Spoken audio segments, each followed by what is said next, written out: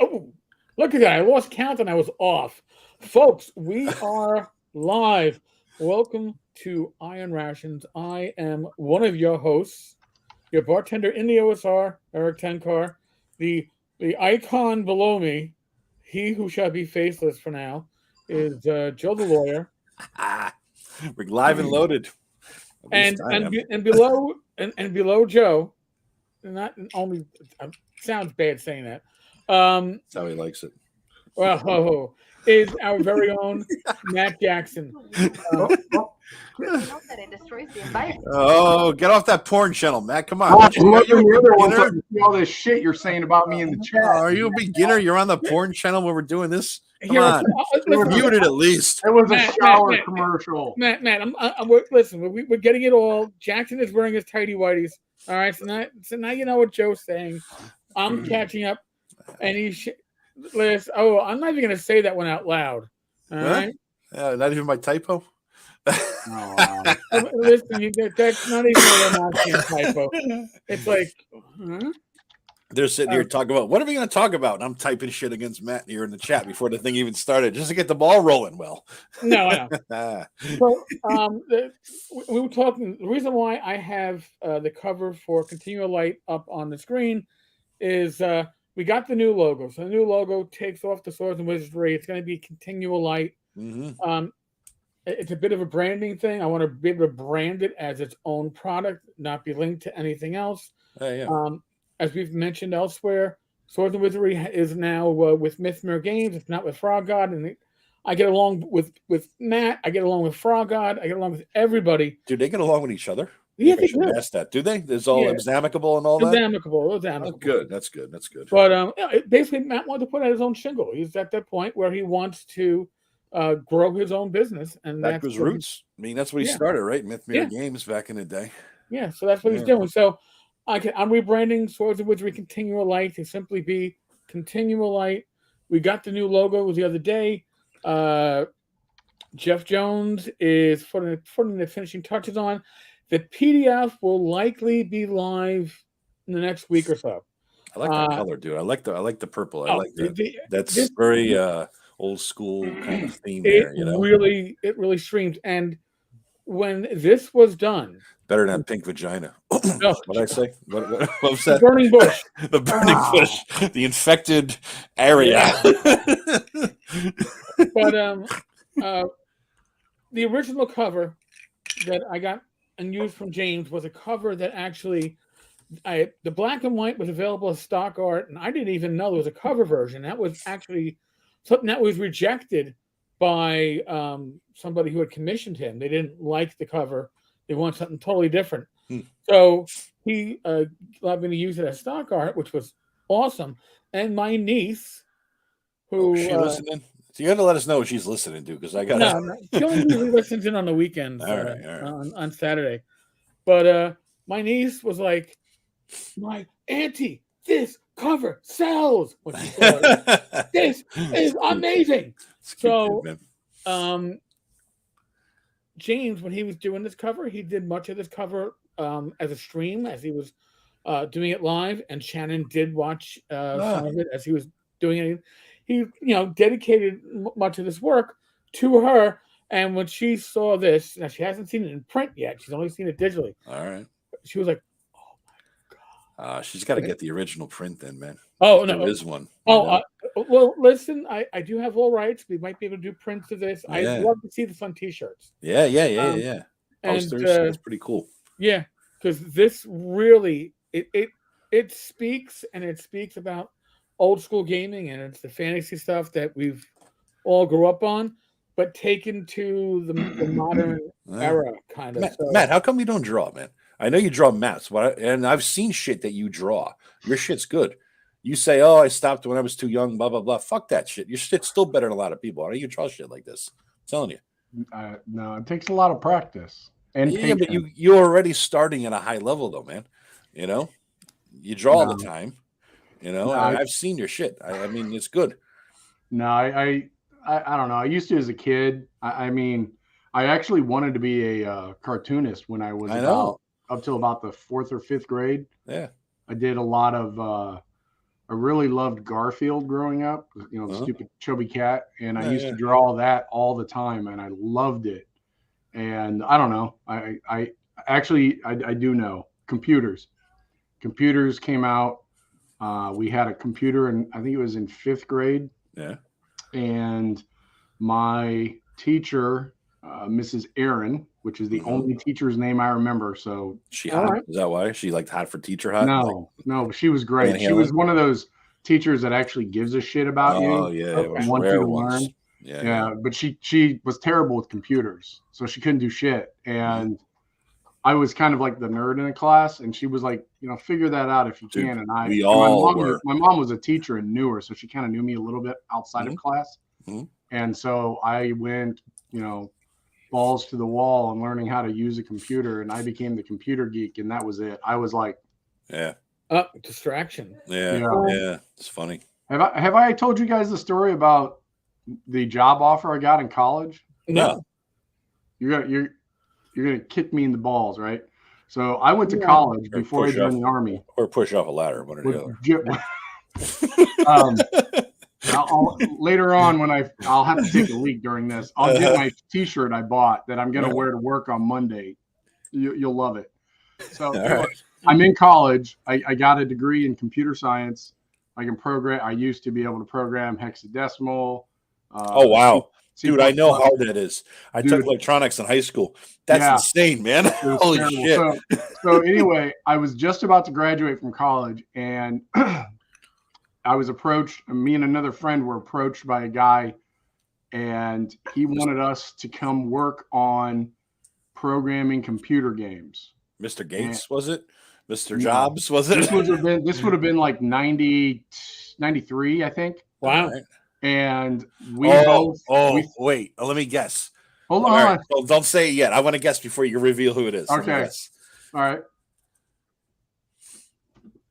Are you gonna guess? Not yet. When you get to the Okay. punchline, when Oh, you're Okay. yeah. So they offer me and this kid a job.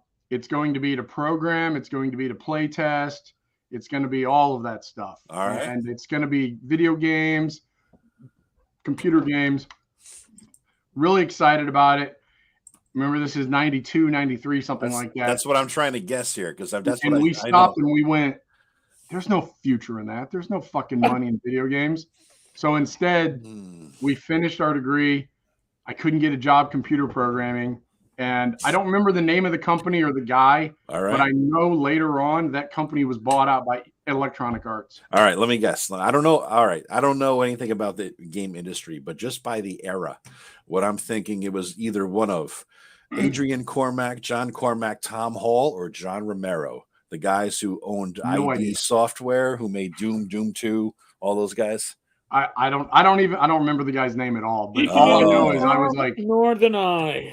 All yeah, right. it was like depressing. Like 10 years later, when I realized, holy shit, I could have been writing the things that I was playing. Yeah. But it's all right. I think I did better doing other things. It would have been interesting and it would have been fun, but I think I had a much more fulfilling career in the Army than I did. Okay. Would have been doing something else. So Fair enough. Fair Yeah, enough. yeah. Now, question from John Miller: how many pages is Continual Light? Yeah. The full size, the current one, Shadow got a copy sent to him. It's an 8.5 by 11 standard size. I believe your page count is around, I don't know, for the gaming content, probably about 16 pages, maybe 17. It's not large. Now it's digest size and still readable by eyes in their 50s. Good. I That's my key.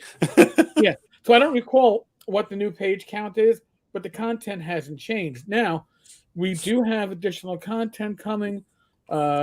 Once this launches, a few other things that are going to be in the works. I know Rob Conley has talked about doing a micro setting. James Spahn has talked about doing a micro setting. Oh. So this is all stuff that's planned, and Bad Mike is doing one-page dungeons. We're going to call pub crawls. That's cool. But awesome. yeah, so that really cool. is not that we don't have a mapper in the party, but that's actually using the maps from the one-page dungeon, Yeah. the map generator, those are commercially usable. Okay. Licensed for commercial use. So if you talked about that last time. Yeah. I got the link. You want to drop the link? I don't think I can drop a link. Can I, Eric? I don't know if you can, but I can. It's one of those links I always have up on my 30 plus fucking links. I shouldn't. It's the reason why my Google Chrome crashes like at least once a week because it runs out of memory because I got too many links up. But that's pretty cool, man. That's pretty cool. So yeah, so now that should be sometime. Like I said, we're gonna go release the PDF. If you already have, there'll be a discount for everybody who already has the old version of Continual Light. We're gonna make sure you get taken care of. But I don't do this stuff to make lots of money on it. I do this stuff because it's fun. Yeah. But Let me see. I don't think I could type a link in there. I don't know. I'll try it another time. I got it up. Let me see. 1 minute. Well, now I'm just kind of curious if I can actually throw it out there, Eric. If you guys need map services, I am available. Well, that's I'm good. Also extremely inexpensive for friends. So, I think that in this we are all inexpensive for each other. I think exactly. We're all cheap dates when it comes to what we do amongst you, what you do amongst yourselves. Whoa, let's not get into that, Joe. Yeah, that's there's a reason why our game sessions are never ever aired. Yeah, definitely. No. Or never aired at all. Sorry, the editing that would have to go out to make any of this stuff palatable for the base masses. We're pretty base. I mean, don't get me wrong. Or to put it another way, to not jeopardize the employment of those that are still employed, we take like a 3-hour session and you get about 17 minutes. If that. That's with the intro song. Also, thank you all for whoever subscribed to my channel. I have 30 subscribers, 100 views on my 3-minute little intro video. YouTube.com/JoetheLawyer. New video coming out this weekend. My first real video coming out this weekend. I got sick this week, dude.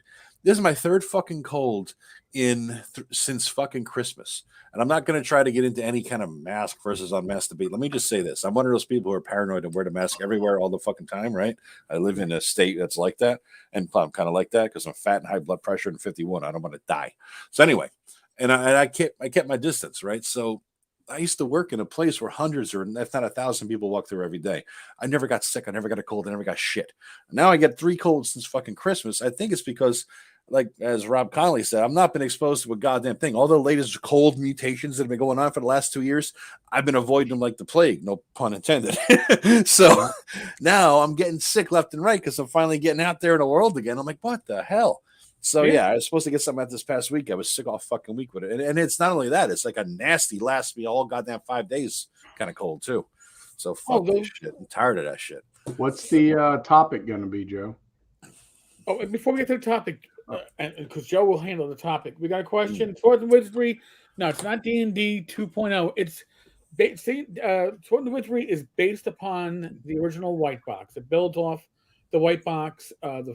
The complete rules add in the supplemental classes from Greyhawk and other sources, but it's really based upon white box D&D. That's what it emulates. And Continual Light basically streams down the whole process. So all you need is a D20 and a couple of D6s, and it runs a light chassis. You make it as heavy as you want. I always felt like rules are better when they're simple because then you can house rule the shit out of them. And remember, I'm drunk too. It's good. Well, I would never drink or allow drinking at the table when I was in college. No, because it was D&D night. That was serious. We hung out to drink. That was Saturday night. Sunday afternoon. No, we gamed. No alcohol at the table. And then I got older and I realized drinking at the table makes it a lot of fun. But yeah, you need simplified rules because otherwise you get really fucking hammered and lost, and it's not fun. Anywho, topic of the night, Matt. So why don't we start with Matt? You got a good one. You were talking about no. What's your topic for your video? Is my question. Oh, what I was going You both to misunderstood you, Matt. Yeah. All right. What I want to do is, as I described in my little intro, I want to sort of set this up like Blogger is, where it was back in the good days, where we could respond to each other's posts, write about it, and that might spur some new ideas. Greyhawk Ragnard brought up, he had a video last week about Ombi the dwarf, OBMI, I think it was. He was a dwarf in Gary Gygax's a couple of adventures. He was in the Giants one. He was a lunatic, insane dude. And he was also in another adventure, I think the Temple. No, he was in the After the Ashes adventure. And he is the evil and all that kind of shit. So, and Gygax wrote about him as a character in several of his books, and he used him as an example of an enemy, a foe, an antagonist of the main characters. And he talked about how you need antagonists and this and that. So I was going to just lay out my thoughts about various antagonists and then how I use them in my games, how you might use them in your games, foes for the characters, what makes a good one, what makes a bad one, that sort of thing. So I was just going to go into that and maybe use some of the examples here. Like, as Matt knows, we got bitched by a fucking warg in Tim Short's game and made us feel like we pissed our pants like little bitches and fools. And then I'm thinking I'm going to get high level. I'm going to kill that motherfucker. And then I get high level to go kill a motherfucker. And the guy is the size of the fucking end of the world in Norse myth. Fucking how? What is it? What's that fucking Fenris. dog's name? Fenris. Yeah. Motherfucker's like fucking Fenris. I didn't think he would, level with me for fuck's sake or even higher than me. So I'm like, God damn it. I was so pissed. I want to, right? We want to fucking kill him so bad. We had built it up. We hated that fucking guy so much. He made him go there. And I think, didn't I walk up there? Yeah. Because I was a halfling. I walked up there, and if I remember right, he literally bitch slapped me. He did. He did verbally, not even. It was just verbal bitch slap. It was insane. He made us feel so scared because we were both, at least I was. I think you were too. Wait, the fucking warg talks?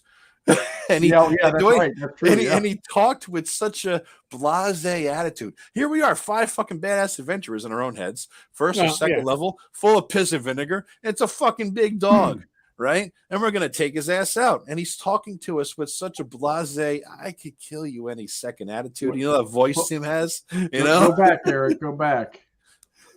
What's that? Yeah, Dave's comment. I didn't listen to Tim's podcast yet. Me either. I didn't know he did one. That motherfucker. I just want to say, and I hope he hears me later. I think he pussied at the end. I did too. He let you live. He let you live. Yeah. He did. He felt bad. Out at the end. Tim is getting soft. I think he shed a tear. He must have a little. He didn't want to kill. What's his name? Matu. I think Matu, the fucking the owlbear. He didn't want to kill him. I was like, it's like our baby Yoda in our group. It's the baby owlbear. Yeah, I totally think he pussied at the end. Yeah, wimp. Yeah, I'll have to listen to his podcast. I didn't. Me too. I didn't hear it either. It was interesting. Yeah, we'll go into that too. Yeah, we beat a Frogabith, and we're only like in OSE, and we're only like 5th level, 4th level kind of average, and we're not 3rd level. Yeah. So we bought. Well, I can't believe we got like 3 net 20s in a row. It's one of those fucking nights, man. He swore he didn't. I called bullshit. He cried. I think I heard him. Rob, get in. Rob, click on the link. You got Joe the lawyer. It's in Joe's Discord. Discord server. My Discord. There's a new channel in Discord for text for this. So hop in there, click the link, and join in, man. Rob's anniversary week. He was probably, having fun or something. Yeah, I'm gonna have to listen to that because I while we were playing, after I realized, because I got picked up and swallowed like it was awesome almost instantly. So I was like, there was nothing that I could really do. Rob. No, I started getting on the internet and was like, what the hell is this thing? And you were cheating. You were cheating, looking the fucking monster up during the game. I was dying. I was inside the fucking thing. Dude, there was no way I was getting out. I was planning my escape route. When I texted in live chat, I'm like, I was literally planning how the fuck I'm gonna run out of there. So I thought it was a TPK coming. Yeah. Hi guys, sorry I'm late. No problem, Rob. Hey, Rob. Rob, what do you think? Did Tim bitch out and let Matt live because he felt bad for him with the Froggamuth the other night? What's your take? No, I mean, come on. That last round we got 3 natural. But Tim let Matt live. Remember, he got swallowed. He was negative hit points. Did Tim bitch out and let Matt live because he felt bad for Matt? Can you guys hear me? Yeah. Oh shit, he doesn't hear me. You hear us, Rob? Yeah, I do. All right. No, so did Tim wimp out? Tim didn't. If we didn't have that stellar last round where three of us rolled natural 20 in succession, Matt, you wouldn't be here today. But Rob, it would have been like the ladder incident all over again. Should he be here now because he was -1? Did Tim let him live out of pity? I don't know, dude. I mean, Tim and I haven't played with the -1 you're dead rule for a long time. All right. You know him longer than all of us, so you know. I didn't look up the statistics during the game. I just looked up. I'd never seen the thing before. I wanted to know what it was. I just looked it up for 5e. 5e's inflated. I get it. Yeah. 184 hit points. Wow. I wonder there's no way, even if you double it, there's no way we did 90 points of damage last night. The motherfucker had +10 to hit. Remember, Tim was. As soon as he rolled D20 +10. Roll, I was chatting with a friend of mine over the phone, and I was like, "Holy shit! Something just hit me and got a +10 to hit." Yeah. What game? I said OSE, and he said, "What?" I know. That's like God. That's like Asmodeus level here. Yeah. You know, like Jesus Christ. I'm looking it up, guys. I am looking it up. Is it an OSE monster, Rob? I didn't think it was. No, he said he told us where he got it. Oh, where did he got it from the Monster Manual too. Of what version? What game? He has AD&D 1E. Is it a 1E thing? Oh, I gotta stand up. It's a 1E thing. You can tell when I stand up. You think I was kidding when I said it came from the barrier? How much damage did it do when it hit us? I don't remember. Monster Manual 2? It was fucking beating our asses. That's why I was standing way back. According to this, it's 3d8 +6 per hit. I guarantee you, I did not take 3d6 plus. Okay. 3d8 +6. So it's there it is. Very rare. Yeah. Number appearing 1, thank God. Yeah. Armor class 2 for 10 tentacles, 4 for the body. 6 for the tongue. We missed the boat on this. 6 for the tongue. He never mentioned we could hit the tongue, for fuck's sake. It moves 20 feet per round on land, and it swims for 80 feet. Wow. Yeah, I still remember the symbols. Yeah. And 4 inch and 40 feet in normal swamp. 18 feet long and 10 feet wide. Holy 16 shit. 16 hit dice. Wait a minute. Did he say it was +10 to hit? +10 to hit, dude. Oh, we faced a 10 hit dice guy. We didn't face this one. That's true, huh? He would have done it. He would have had a 10. Yeah, that's how it worked back then. Number of attacks, 1 or 4. Well, he got that right. 5d10 or 5 to 8. Oh, that'll be D4 5 to 10 4. or 5d10. Well, it depends. 5d10. This is 1 attack. Or 5 to 8 +4. Yeah. I guarantee you, you did not roll 1d4 5d10 damage. No, they would have wiped this out. Right there. Yeah, I would have shit live on video. Yeah, no, he wasn't doing 5d8. Snickel only had fucking 16 hit points. I only had 17, and I was alive for like. Oh, here we go. There's a Tadmiwas stage, so he probably stuck that in there at less than full size. Fucking baby fragment. By the way, James wants to know if "fuck" is the drinking word for the night. Drunks tonight. Listen, you can make whatever drinking game you want out of this live stream. It's probably not good if I'm in it because I cuss a lot. You know, we all just lost 100 XP. We're looking it up. Oh, Matt looked it up during the game. At least you and I looked it up after the game. Yeah, we looked it up. Hey, if you want to criticize Tim for that because you know me. I put down the hammer on Ken. I know. That stuff. Look, Ken actually admitted it though. He was stupid enough to admit this. I looked that guy up and blah blah blah. Right, we're in the mid fight, and Rob's like 50 XP penalty. What the fuck? Yeah, and I did not look it up until I knew I was going to die. Until I was inside, and I think I had 4 hit points or 3 because he did 4 damage and it took me to -1. I knew I was, I still say he may not have pussied on us defeating the creature, but the minute it died, he had me fall out of it. Yeah. And then immediately somebody healed me. Was it you, Rob? The druid did it. I don't have any healing ability. Healed me immediately. I could put you to sleep and out of your misery. I should have taken more damage another round, but it was like boom, I was healed immediately. It was like I fell out and boom. I think it got plus 10 to hit because Tim takes the concept of a monster, Shadow and Son, and he basically says, all right, here it is. That's the thing. I could find the fucking little picture for it, for his icon, his little token on the screen, and I could run with that, you know, and he'll just change up shit, just like we all do, you know. It's Yeah. kind of the old school way, you know what I mean? Steal I'm the picture, surprised it steal the couldn't, like, concept. shoot. and- Yeah, I'm surprised it couldn't shoot like rotten grubs out its ass or something. I mean, it is in the Como forest. That's true. I mean, Oh, we didn't do our research. What? Should we have researched? I haven't researched the Monster Man. Oh, no. 3 days ago? Let's see. Let me count the calendar. He has a podcast about it. Yeah, I oh, know. yeah, That's what somebody we were mentioned, talking man. about.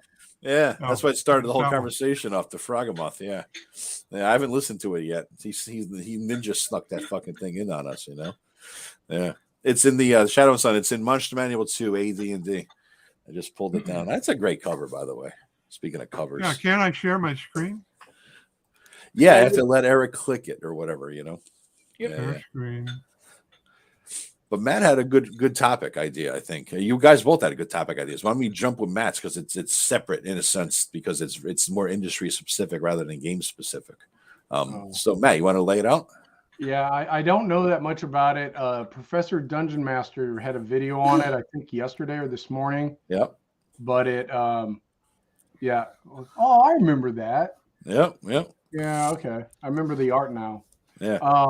So the art, the story was some group, and he named the person, and I can't remember the name now. They own like 12% of Hasbro. Yep. And they want to split out the Wizards of the Coast to, instead of being owned by Hasbro, they wanted to split out into its own company because the D&D brand is worth so much more, and Hasbro toy business is apparently not doing that well.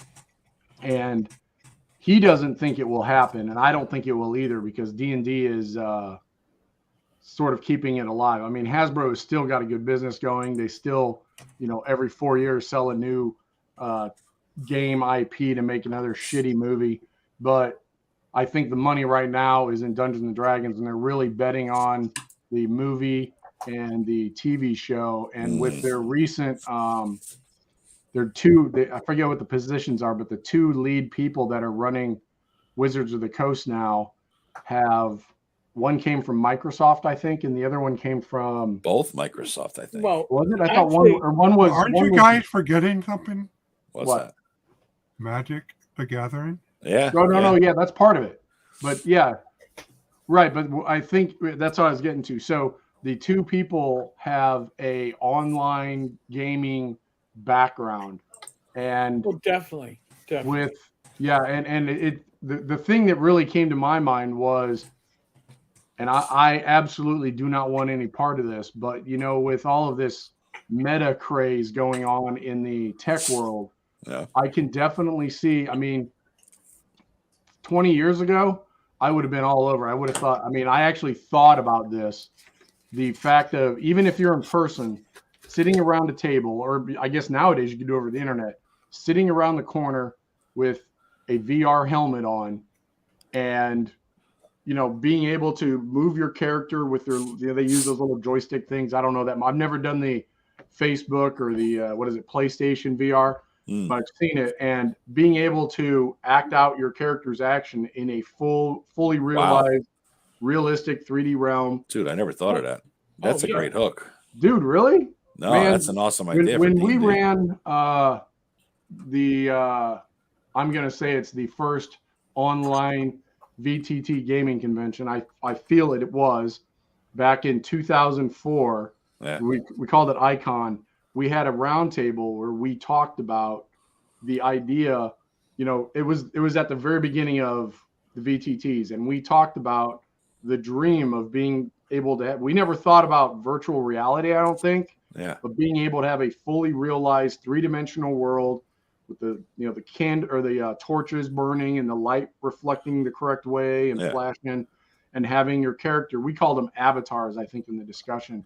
Yeah. Having a fully realized 3D world where you could see, Rob in his avatar would turn and look at Eric, and he wouldn't see Eric. He'd see Eric's dwarf or whatever he was playing. Yeah, like EverQuest, but like a 3D kind of a virtual world. But I think that is where they really want to go, because all the tech world, I mean, the news anyway, the news from the tech world seems to be moving in this meta garbage. The virtual VR. I have the Oculus 2 headset, and I forget the name of the game, where it is a dungeon, and you pick up your miniature character and you move him and you're attacking shit, and it's got sound effects and it's got great visuals. Yeah.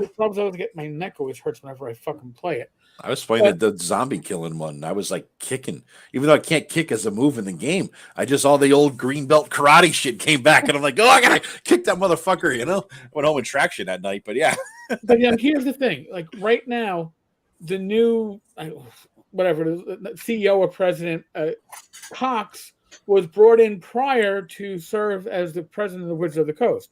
Got promoted now. Now he's in charge of Hasbro. Yeah. Oh, he's in charge of all of Hasbro. Yeah. Wow. So he's in charge of all Hasbro. So they brought in two, a CEO and a president. And one of the ones that they brought in did come from Microsoft. That's the woman. Forget her name. But the other one is a lifelong actual gamer. Played Magic, played D&D. So she didn't. She comes out from the online gaming aspect. And this guy, I guess her counterpart, comes in with an actual tabletop gaming background as part of his resume or pedigree. So I don't see the individual that is, or the hedge fund that's trying to get this done, and I think they own like 2.5% of the stock. Yeah, it wasn't that much. It was a few. But here's the thing: they probably also have. They probably secured a number of proxy votes. Yeah, so the proxy might bring them up to about 12% push. They want to get a few people on the board. Their idea is if we spin off Wizards of the Coast on its own should be worth as much as Hasbro, and Hasbro theoretically wouldn't lose much value spinning off Wizards of the Coast. Therefore, every stockholder doubles their money.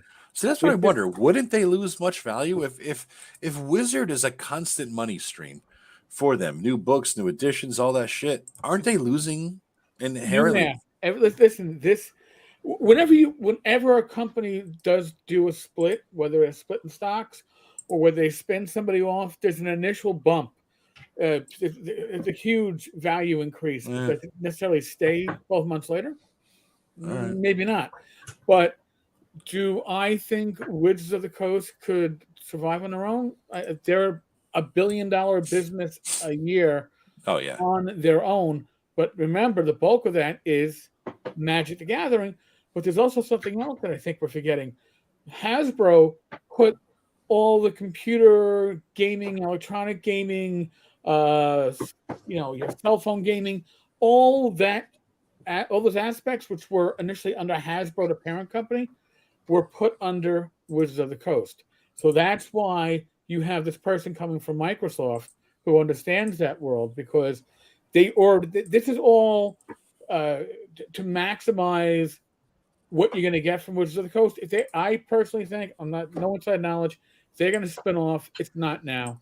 They're going to wait for after the D&D movie, when this becomes a really valuable IP, theoretically, if they don't fuck it up.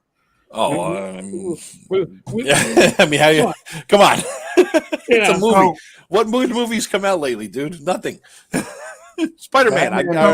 And Spider-Man. That's it. Go ahead, Rob. So it's not so about the spinoff. I don't have an opinion on it. I mean, corporations and stockholders are going to do what they're going to do.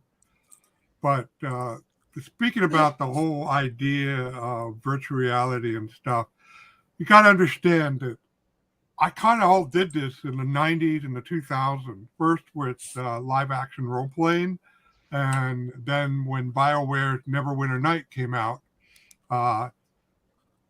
So, I mean, if you want to talk about a 3D environment where your character can do anything by the rules of the game, well, Neverwinter Nights was that game.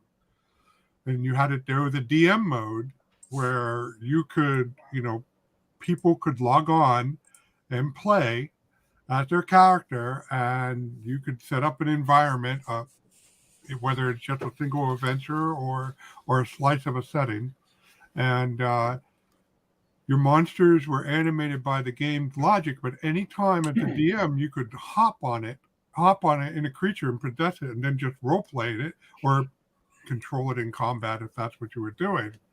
And so I have some experience with this. First thing you got to remember, traditional tabletop is irrelevant to what we do around the table, because it's going to be one of three things, or one of two things. Either it's going to be live action role playing with a computer, which has its own problems, its own things you got to do to make it fun. What I do as a tabletop DM to run that Monday game is different than what I would do for anything that would involve people actually doing things, even if it's through a computer like virtual reality. Mm-hmm. That's live action role play. However, then the other thing is, does it act like a virtual Dwarven Forge? Think about the Dwarven Forge stuff that you can buy right now. All the money I have plowed into it. So you sucked in. But so the using computers to create, like with tabletop simulators, a 3D environment with these little character pods going around. It's just basically it's like a virtual tabletop except with 3D. And like Dwarven Forge, it's spectacular. It looks great. And especially in with virtual reality tools or 3D tools, like it can actually a little bit of a time saver because it can handle some of the mechanics for you. However, you're stuck with what you buy. Only a very few people have time to be a 3D sculptor. So what you can do, what you can be spectacular about, is limited by what's in your toolkit. And it takes, like Dwarven Forge, it takes time to assemble that. Right. And so it's not a good fit for all the things you're going to be running in a tabletop campaign. So you don't think that someone like Facebook's Meta would want this as a virtual world to live in, Rob? I think what's going to happen is they're going to try it, and it's going to become its own thing. And if you're going to do this, and if this is the thing you're interested, then play some live action role playing first. Get involved in running a live action event, because those are the skills you're going to need in order to run the virtual reality thing. I don't think they care about the skill they need as much as an escape from the real world, though. I mean, these people are going to, first of all, half the people who would want to play something like this can't run more than 20 feet to go play those fucking live action role playing games anyway, right? So you're not going to get that crowd. You don't get what I mean by skill. I'm not talking about being able to do the live action part. You're right. The computer's going to take care of that. All you have to do is be able to have enough stamina to stand or sit there and move your joystick. No, I'm talking about what goes behind the scene, the logistics of what you have to do in order to have adventures. See, but Rob, we're thinking old school. We're thinking we design the adventures, we set it up. I can almost guarantee you they're thinking 5e, they'll supply the adventures. They're already done. You're going to buy, it's going to be either a subscription service and you buy add-ons or whatever. Their plans for 4E with the VTT that never happened was to make microtransactions. So if you wanted 7 orcs, you paid 15 cents per orc. You had to buy each mini. That was really? That was those the fucking assholes. That was the game plan. So now, I would suspect that now it's like, oh, well, you're going to play G1 to 3. Hey, we'll supply it for you. You get it for $30. You'll have, it's like, wow, you'll get like 7 sessions of gameplay. That's less than $5 a session. And okay, then Eric, then what you're going to have is Dungeons and Dragons Online. That's all it's going to be. Yes. That's the appeal that it's going to have. That's the audience it's going to attract. The same people who play Dungeons and Dragons Online, World of Warcraft. Yeah, that's exactly it. It's just going to become another massively But it's going to be online. a 3D environment with the name Dungeons and Dragons on it. I think that's what Matt's getting at. Is basically Wizards of the Coast could spin off that alone. The name, the IP of Dungeons and Dragons. You could get in there, and Facebook can, by using the Oculus, enter the official Dungeons and Dragons world. And you're sitting there walking around slaying orcs with your sword in your hand as you're swinging, or you're throwing fireballs out of your hand or shooting lightning bolts out of your ass, as Braveheart said. You know what I mean? This is kind of cool. That's really cool. Yeah, it will be. It will be cool. It will be just as cool as World of Warcraft when it first hit. But I think what you got to, and Rob's right. I think it is just going to be a modern version of D&D online. But you got to remember, now we have a much larger customer base. Yeah. And a much larger customer base. There's gonna be safe spaces in the world, you know. You got a much larger customer base that is comfortable with all of that online gaming and that aspect of it. Whereas we did, I mean, I never played D&D online, but I mean, I think a good portion of the people were interested in that. But I think, and somebody mentioned it about the procedure. Matt Melman mentioned it, the procedural generation. I think if you've messed around with Hero Forge and you have all those various things you can do, think about if they create a new race. The what is the turtle thing they have in 5e now? Turtle. Yeah, is that what it is? Turtle. Yeah, it's so stupid. It's like Teenage Mutant Ninja but they Turtles. Can do all of that, and they can say they can grant you access to that's not called a race anymore. What is it called? Ancestry or something. Yeah. They're gonna allow you to have access to another species or ancestry, and it'll be, 50 cents. And then either the player can have access. I kind of think they're going to go along the line of individual access. I don't remember. I don't know which one of you said it. I was walking away to get me another drink, but I think you're right. I think they'll release official modules that'll have the map already done. Oh, you could actually do it. If I could walk through the Temple of Elemental Evil. Yeah. Holy shit. But you'll be in VR. You'll be in a VR. You'll be able to buy those, and they'll probably, because what's the game that's really popular with kids nowadays? Don't think Pokemon Go. Minecraft. No. What? No. That fucking jump out of the parachute and land in the zone and kill them all. No, not Roblox. It's Joe's on it. Fucking hell. My nephew. They sell different character skins. Appearances. They sell weapons, and I think that's what the key will be. You want these new Fortnite. There you go. Thanks, Matt. Fortnite. There's a man with a child who's about 14.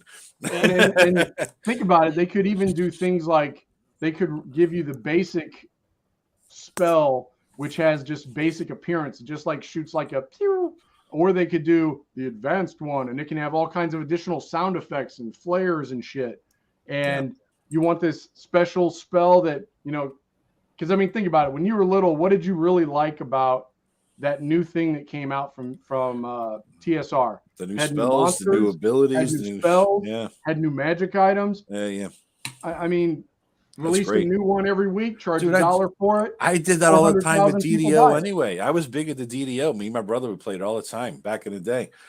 And I would notoriously go to the store and buy shit because it was like, all right, I'm dropping $20 on heal potions or a +2, whatever the fuck, because I want it for the next level. You know what I mean? So it was just free money. I had the money. I didn't want to grind to gain the coins in the game. And I never could bring myself to trust. I'll give you 1 million gold for 20 PayPal dollars. So Joe, you know what I mean? You can already download Temple of Elemental Evil in VR. No, not in VR, but in 3D. Oh, Neverwinter.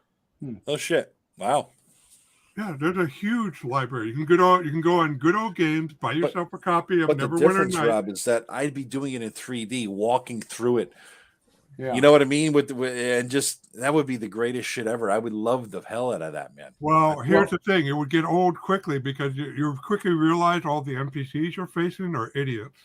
But still. To be able to say I walked through it, dude. What if you did it like you were talking? And I never played Neverwinter Nights, but if you had, I never did either. If you still had a GM that could pop into the monster you're fighting, the NPC you're encountering, instead of, like the old Bard's Tale when you walk in and you talk to the shopkeeper and you say you have 3 choices of what you want to say. Oh, you can get better than that. AI No today need. is so good, they could understand, the computer could understand what you're saying. Yeah. They could Yeah. probably even translate it so you have funky accents and crap. I mean, I think Yeah. You can And have we a could- staff. You can have a staff Yeah. running it, and or Yeah. if they don't want to have the overhead of the staff, they can enable.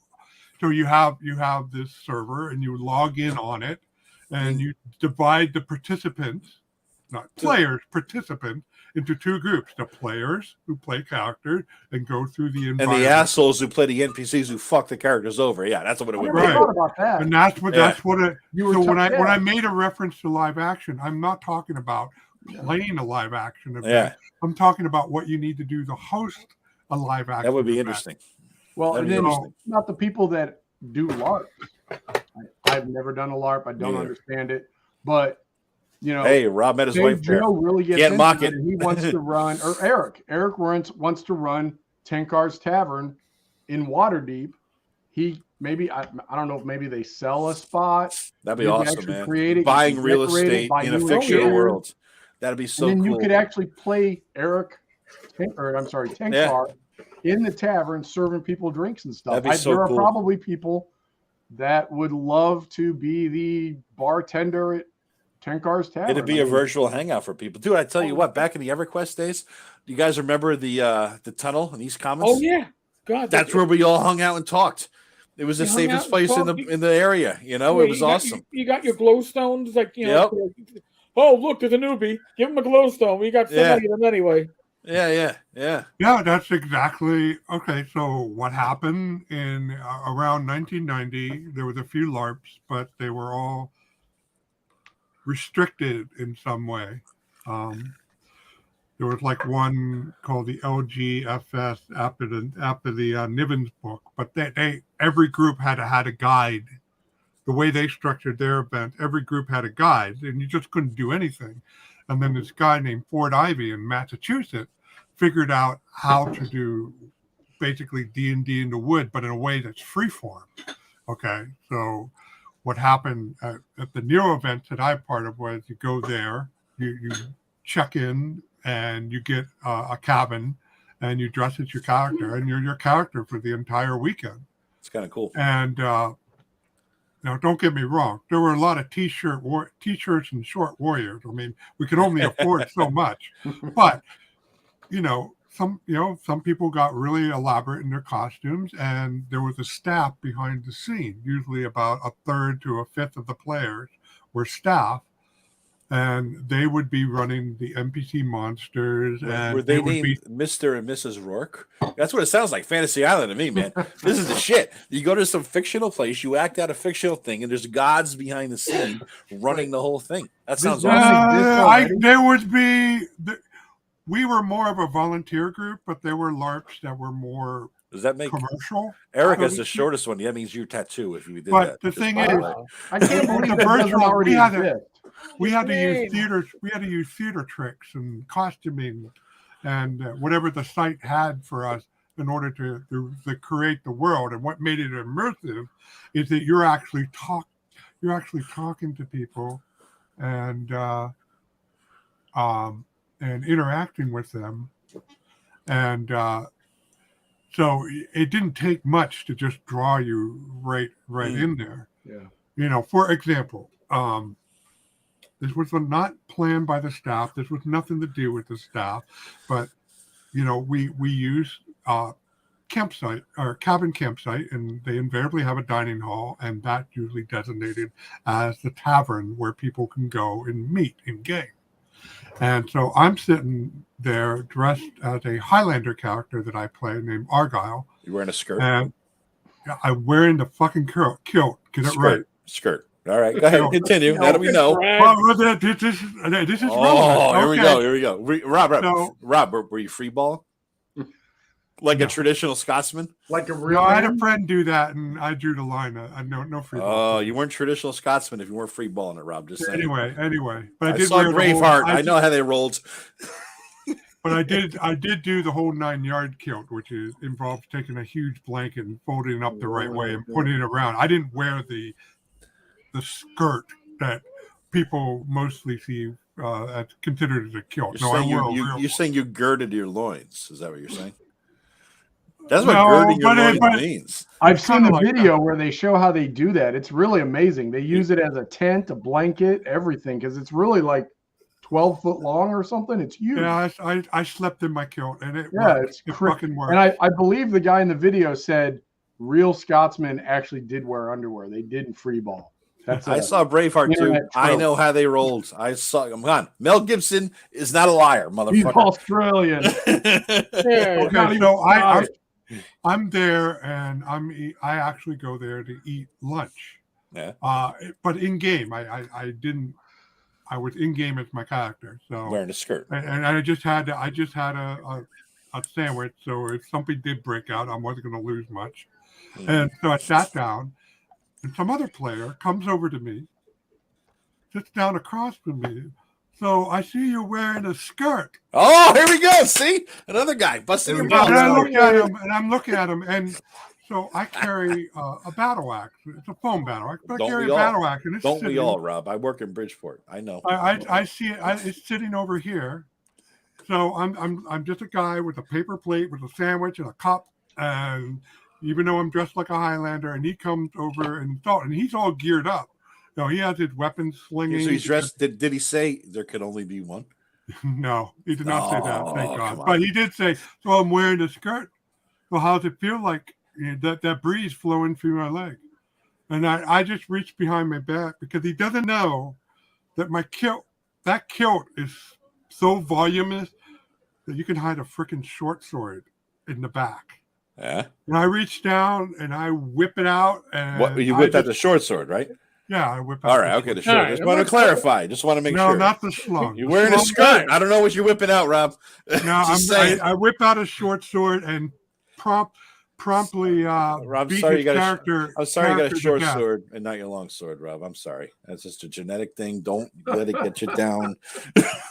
So Rob, Pulling the flow of the sword. he's Irish man. or English, so it's acceptable. I couldn't resist. Yeah, Irish, it would have been a definite short sword, right? I mean, that's So- just how the Irish roll. So I actually expended what they call you had a character sheet in the game, and so the way you can't have a bonus to hit because you have to actually do it for real, that part. But you could do more damage as you get increased in level. So I use what they call a critical hit that allows me to do massive damage at once, but I only get like 2 or 3 of them a day. But I elected it to use it on this guy just because he was being an asshole. And I just beat him 40 critical, hit him, and he didn't have the hit points to take that. And he fell. So he role played it to its credit. He fell face down on the table, and the whole tavern erupts up. What's happened? What's happening? What's going on? And I put it back before anybody could see it. And for all they know, this guy sat down and crossed me in front of me, had a few words, and next thing now he was face planted. And then the noble comes in, and she goes, "What happened here?" And I said, "He called me wearing a skirt, and I showed him the errors of his ways." She looks at him, and she looks at me and says, "You can't be doing that." "Sure I can. I just did it." Well, there's penalties for that. Oh, "It's fine." And I tossed down 10 silver. "Is that my fine? Can I go now?"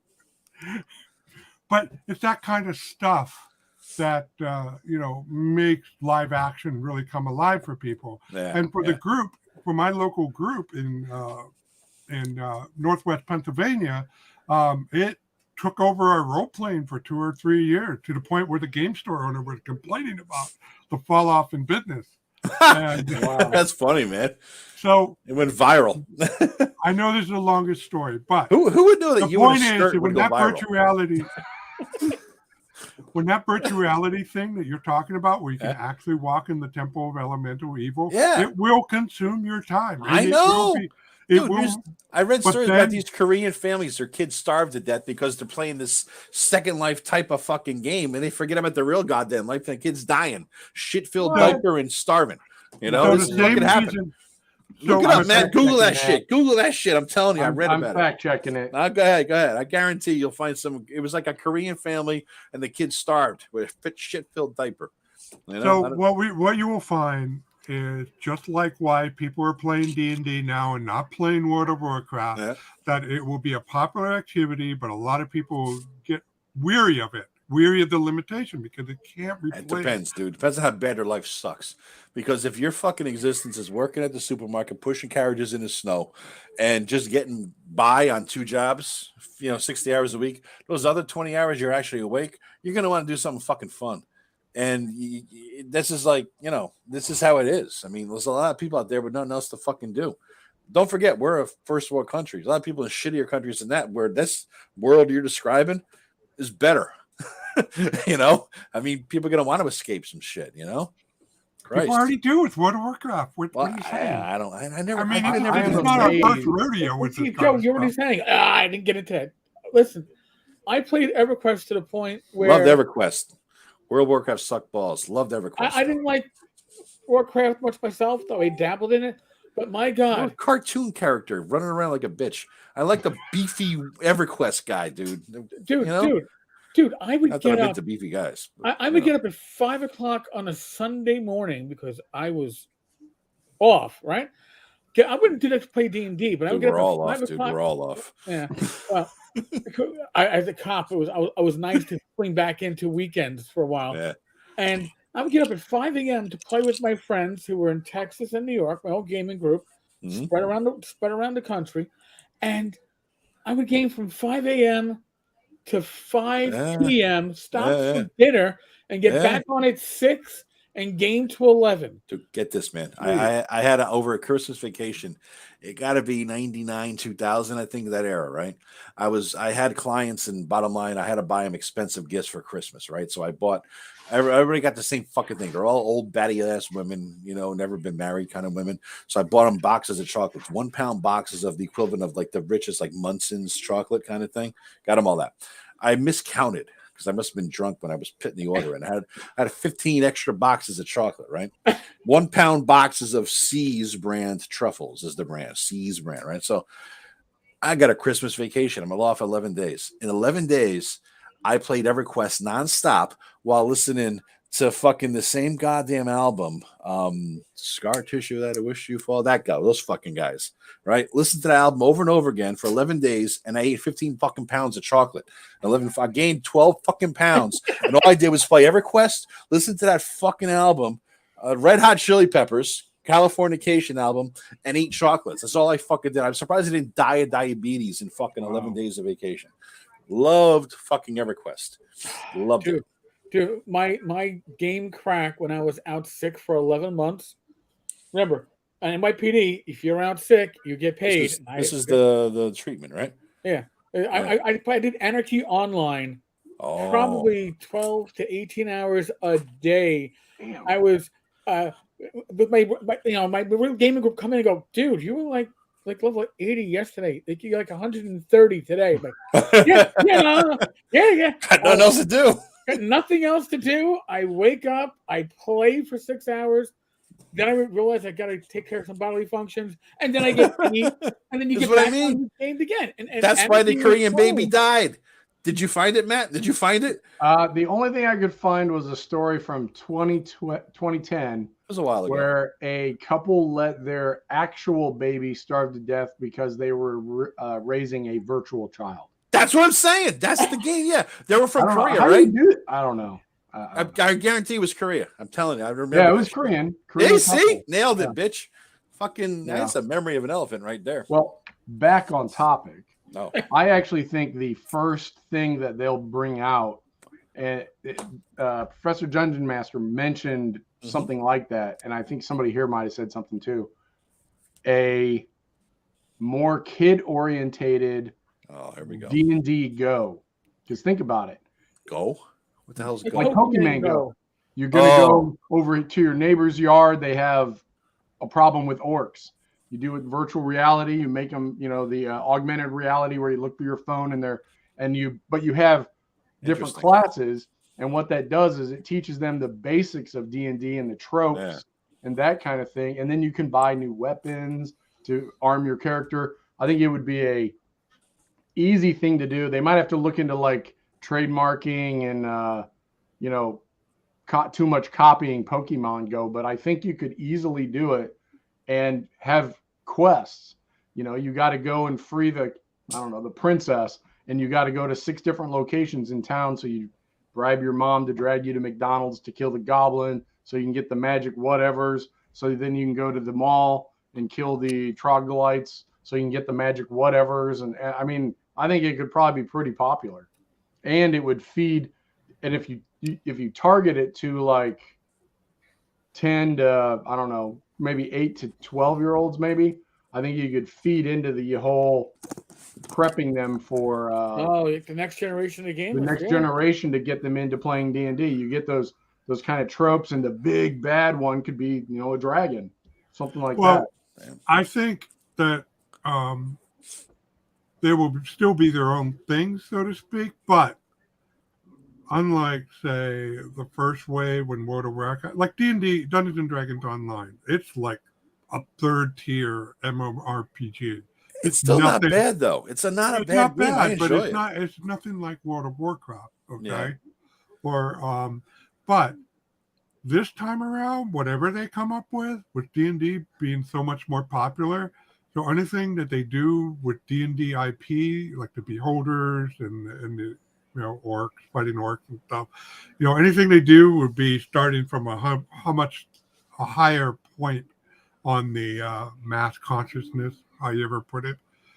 So, I mean, but again, I don't see it taking over tabletop role playing.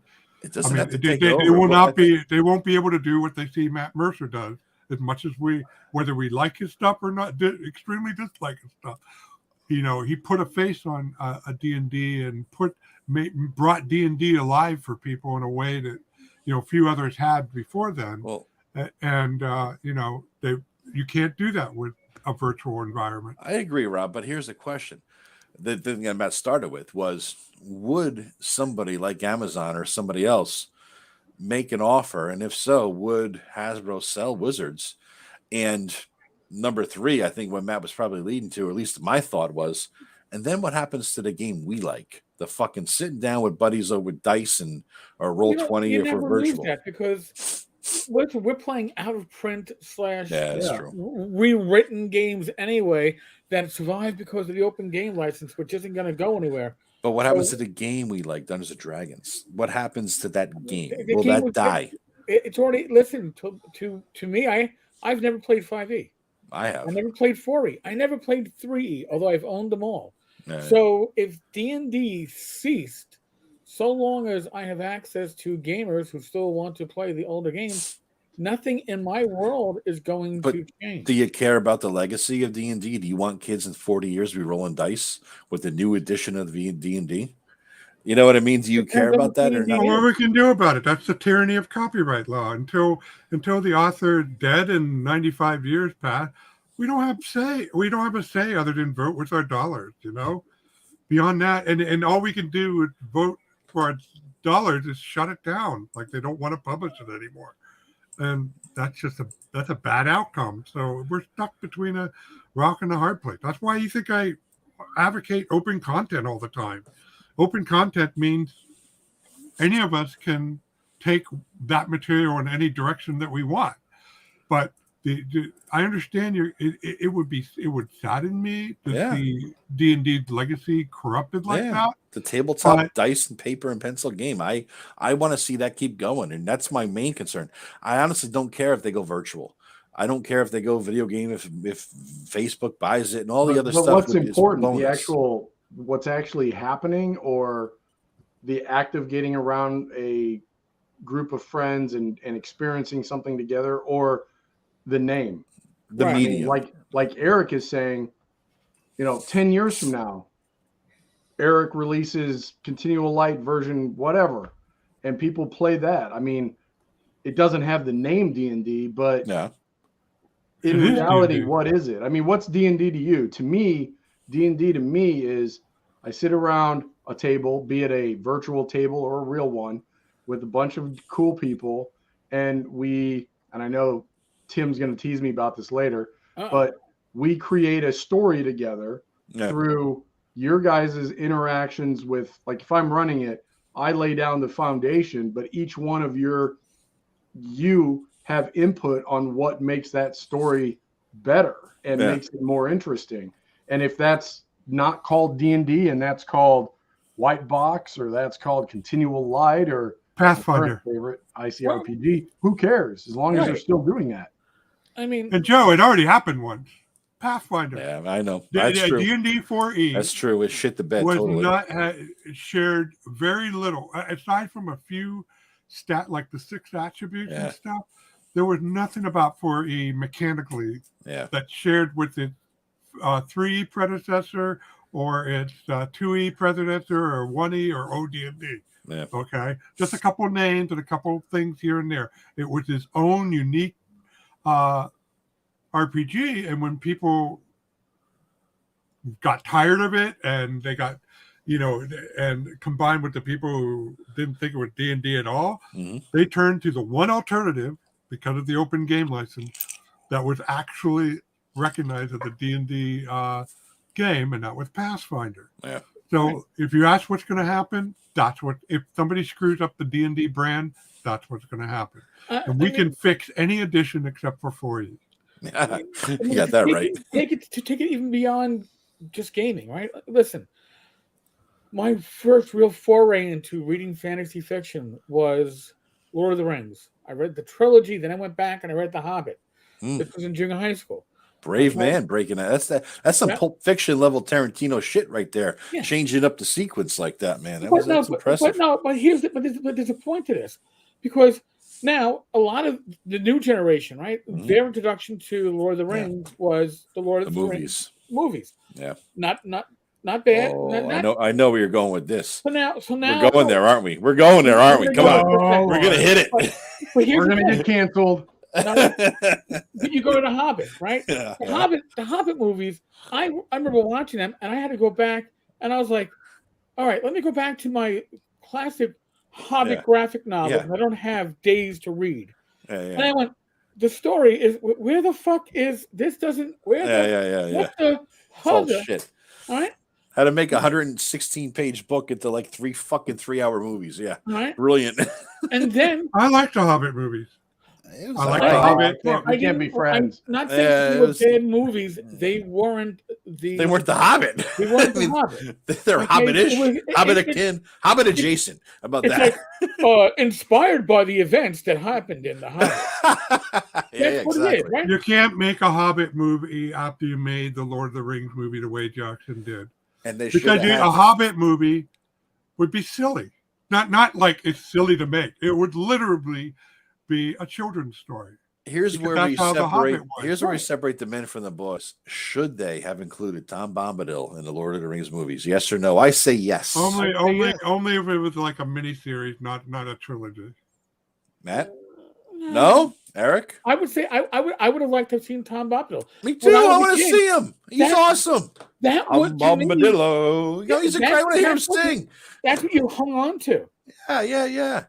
And I mean, and listen, I listened to the BBC audio plays of The Hobbit and The Lord of the Rings. My brother loves that. He's doing his Silmarillion now. He's a masochist. He's doing his fucking Silmarillion on tape. I tapped up. I tapped out in the Silmarillion. I'm like, I can't, man. I read it once. But listen, I haven't seen the Amazon series, but from what I'm gathering, it's based upon stuff that they don't have either. They have the rights to the appendix of Lord of the Rings, Eric. They don't have the rights to the Silmarillion or anything else. So Rob is itching to talk. I could tell. We're talking Lord of the Rings. Go, Rob. I'm sitting here still. On page what do you want me to talk about? I don't know. It's the Lord of the Rings. All right. Everything we have about the Second Age. Yep. It's like a dozen pages. I know. There's no story in there. It's a chronicle. It was the freaking first thing I read in the Lord of the Rings before I read of the Lord of the Rings. I was thumbing through my brother's stuff, and I was a big hippie buff when I was 9 years old. And I read the appendices, and I started reading it. Oh, this is cool, and I read it all. So, I mean, I know. I don't know if you're going to make a TV series out of the Second Age.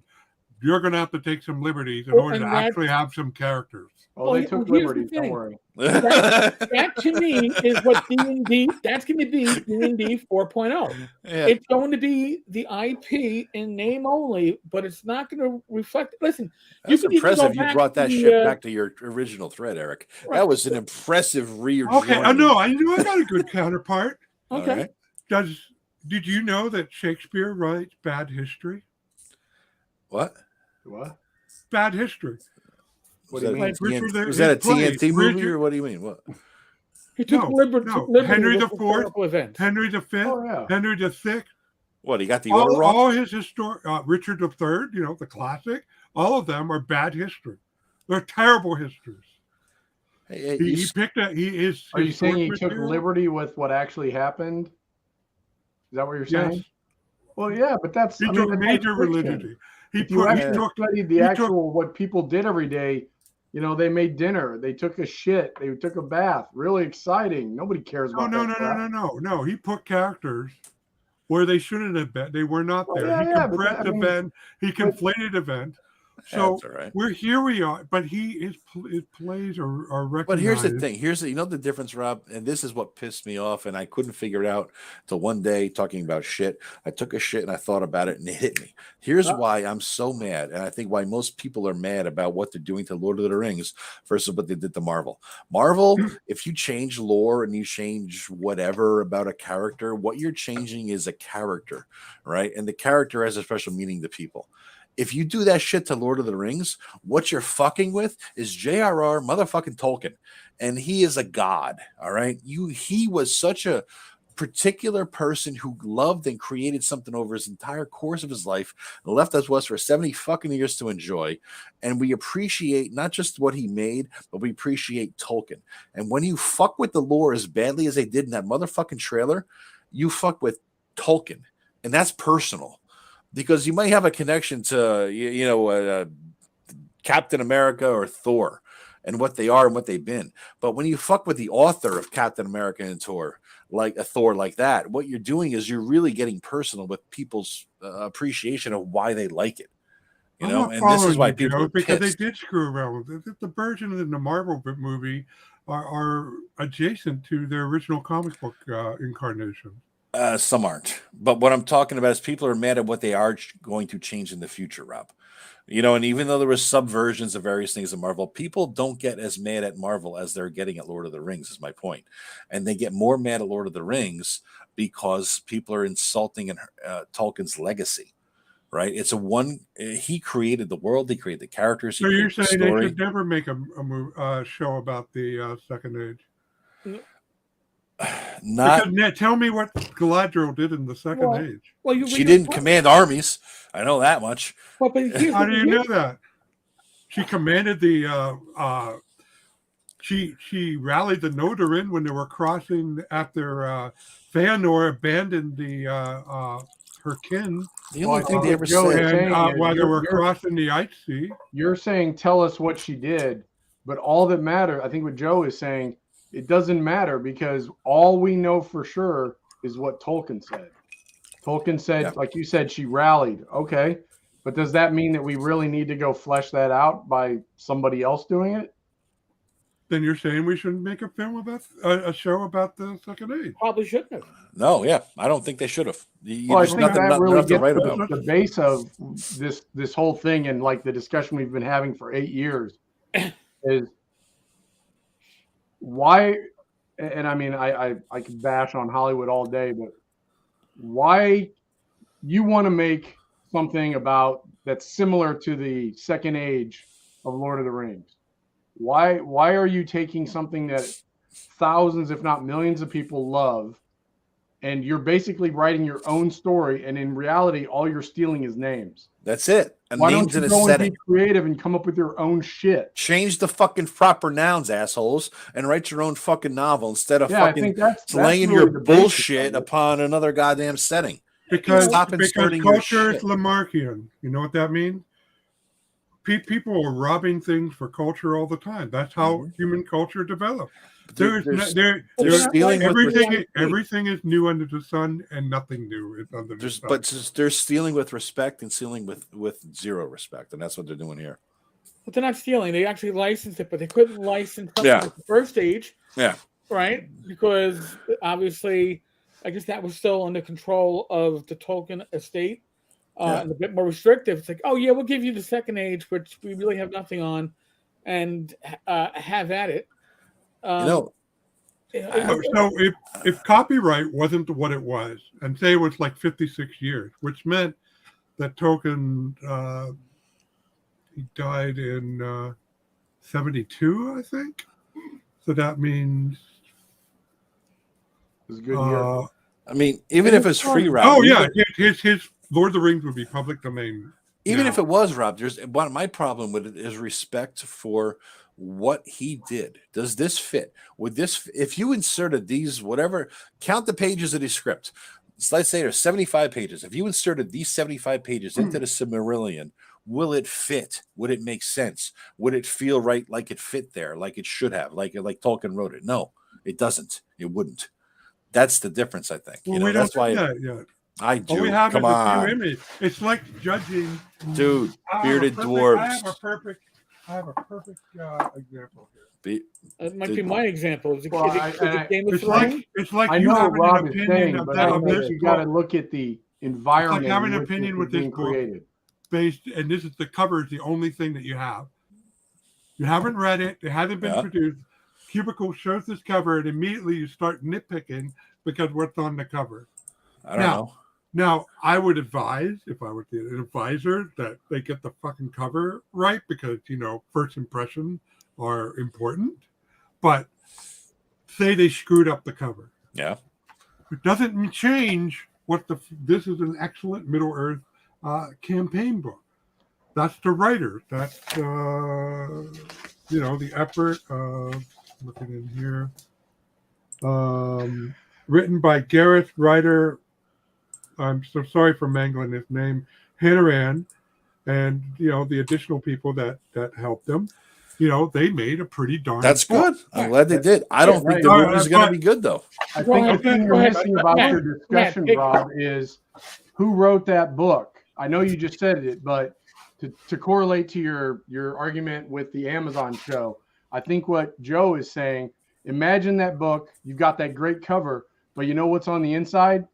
All the shit was written by the guy at the new TSR. Yeah, he did we don't know. We don't know what's inside the book yet. I do. Yeah, I saw the preview.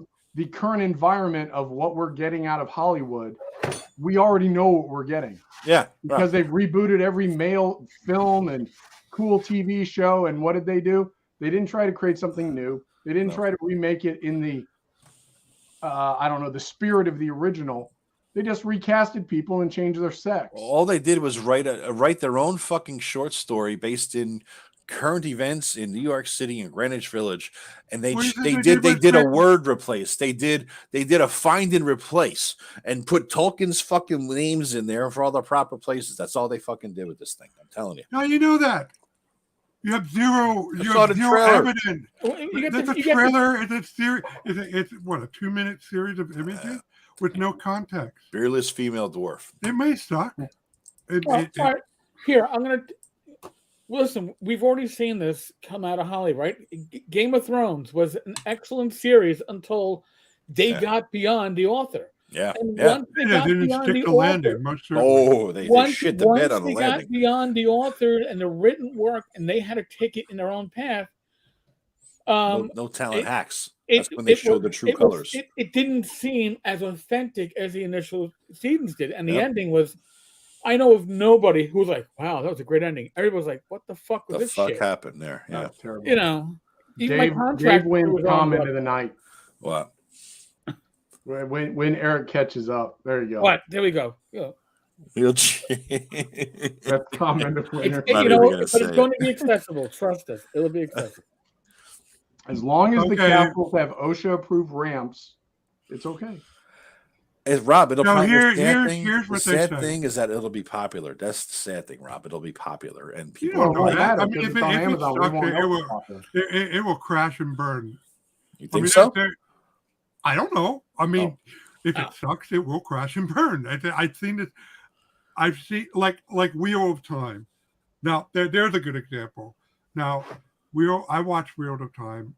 I enjoyed it, but It wasn't kind the of got the criticism of it. It didn't seem the Wheel of Time was the one book I read out of the whole series.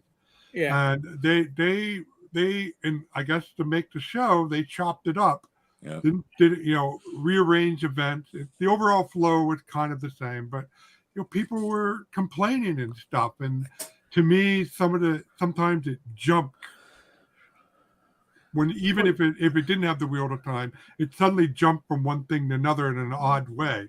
And so if it's something like that, then yeah, it's going to deserve whatever criticism it gets heaped on it. But if it's something like the first couple of seasons of Game of Thrones, which butchered the book pretty well, the first season followed pretty close, but the other season, the second and third season were good, but they didn't quite follow the right. book. They made some changes, but listen, the other problem with the Wheel of Time is none of the characters were likable. All right, none of the. I watched it. Did you? I read the books. I refused to watch it. Despite my problems with Robert Jordan, I'm not dying before he fucking finished. Besides that, he stretched out what should have been a 7-book series into 16,000 fucking books. But besides that, I thought it was a good first 4 books were solid. The first one especially. I never saw the movie, the series though. So, by the way, we're all wrong about dwarven women wearing beards. It's actually like Schroeder. It's just like Schrodinger's cat, or more apt, the Balrog. Does the Balrog have wings or not? It is indeterminate, and I found the. I don't have the original, but it's a website that.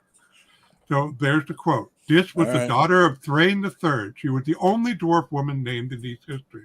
It is said by Gimli that there are few dwarf women, probably no more than a third of the whole population. They seldom walk abroad except at great need, and are in voice and in period and in garb.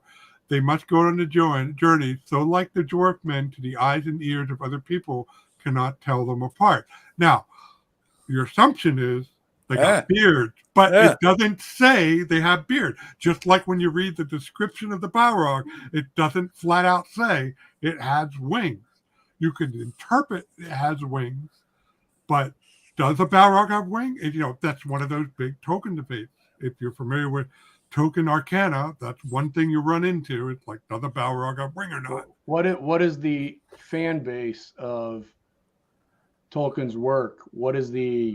Is there a consensus? I know the difference with the Balrog wings. There's a big battle. Well, we're going about the dwarven beard. I don't know. I'm not a Tolkienite. Very deep into geekdom tonight. Okay, wings and beards. How deep into the geekdom can you go? I'll be honest with you. I don't think people debate dwarf women with beard, because there isn't a dwarf woman who's a central character like the Balrog. So, and anytime they do an adaptation of Lord of the Rings, of course they're going to have the freaking Balrog in it. They may not seem like Balrogs to you, but to their husbands, I'm sure they seem like quite the Balrogs sometimes. Just saying. Deflection, Joe. You're deflecting the issue. Hollywood. I'm just remembering some exes. Hollywood can take an IP that we might enjoy, and we'll do. I would say at least a good interpretation of it to the TV screen. The Witcher, and I'm not saying that the Witcher feels right. It feels authentic to The Witcher and not to anything else. It's not derivative, I'll tell you that much. Unless it's a derivative of the Witcher novels, which I've never read. Full disclosure. I seem to remember people criticizing that Henry Cavill was playing The Witcher. In fact, if I recall correctly, until before the first season, when they were showing still, people were not sold on Henry Cavill as the Witcher. They just considered him a pretty boy that they outfitted in white hair. He did a great job. He was awesome. I enjoyed it. And he actually seems to enjoy the role that he's playing. Sometimes he's a fan, dude. He's a super fan of The Witcher. Have you heard the story where he's actually correcting them? Like when they're filming the scene, he'll be like, if you look at page 27 of book whatever, Mhm. this is actually what was said, and I think we should change, Yeah. our dialogue to match it. I mean, I heard Ian McClellan was like that with the fucking Gandalf. yeah, I've role. heard that He was too, the same way. Yeah. That's hardcore shit. He was a huge fan before The Witcher, before it all. He was a fan for a long fucking time, and that makes a difference. It's the same thing as the Dune fucking 1984 movie. I loved it. And the guy, Kyle MacLachlan, was a massive Dune fan. He'd read it a dozen times. He wanted the role because he was such a super fan. So that makes a goddamn big difference. You want to be authentic. Yeah. So I personally, because it's nothing like the book. Except the fucking weirding way. I know people bitch about that a lot, but that's the main thing. That was the big difference. Go ahead, Rob. The weirding way was made up shit for the movie. It was completely for the movie. It was stupid. They failed on that front. I'll give you that. Oh yeah, Michael Keaton couldn't play Batman. That was a thing too. So for me, the jury is out on the Second Age, and the Second Age for a subject of a Lord of the Rings series, it's like Schrodinger's cat. You can't know it until you open the box, because if they were doing a series about something in the First Age, now you would have a stronger stand, or a firmer foundation to stand on, because in First Age you actually had characters with personality, and you could watch a trailer or something, and judge to say and who they are. Yeah, who they are. Yep. With Second Age, we know a few things about Galadriel. Like somebody said in the chat, she was a leader of the Nodorans, and she was very proactive in some times, and she was very passive in others. So, I mean, beyond a handful, and Elrond, he was Gil-galad's herald, so he wasn't a top tier leader at the start of the whole business. And then the other thing is too, the Second Age is 3,000 years long, and it sounds. There's this blog site I follow called Tokens Legendarium, and the guy didn't rant about it. He said watched the trailers and stuff, and his comment was, now Sacnos Scriptorium. He said his comment was, I guess they're going to do a Shakespeare and compress things, because we'll have to wait to see if they can pull it off as well as old Bill did. I think there's just a lot of people, Rob, who are mad because it fits that we're trying to push an agenda rather than a story, and they're corrupting the feel of what Tolkien was to fit an agenda. That's the main thing. People are tired of it. Well, and can you name anything where there's a clear indication that they're trying to push an agenda where that was actually good? A film or a TV show where they were doing an agenda that was generally well received by the public? No. I think that's what the problem is. I think your focus always has to be on telling a good story. Exactly. No, I agree. I hope it's a great story. It costs Amazon $1 billion. I think it's like $450 million. They've sunk. That was the licensing, also the production. Total cost is like $1 billion for the season. Between licensing and production. Yeah. Because haven't they started filming the second season already? That's pretty ballsy, I gotta say. Well, if you invested that much money, you better be filming a second season, because you need it. But here's the thing too, right? Nobody wants to be preached to, right? We don't go to entertainment to be preached to. We go to entertainment to be entertained. So when you turn it into a morality lesson for whatever it is, whatever you're trying to push, people see through it right away, even when it's something that they think that they would have, oh, well, that's exactly how I feel. They see it being pushed on them, and they're like, yeah, but where's the story? Where's my entertainment? Where's my 55 minutes of escapism as I'm watching this on Amazon Prime? This is not what I paid for. And I think that gets lost, because the people that are producing this stuff believe that they need to have a higher purpose than just entertaining. They gotta teach life lessons to people. People aren't looking for life lessons out of your entertainment on Netflix, Amazon, HBO, whatever. We're not looking for life lessons. I don't know.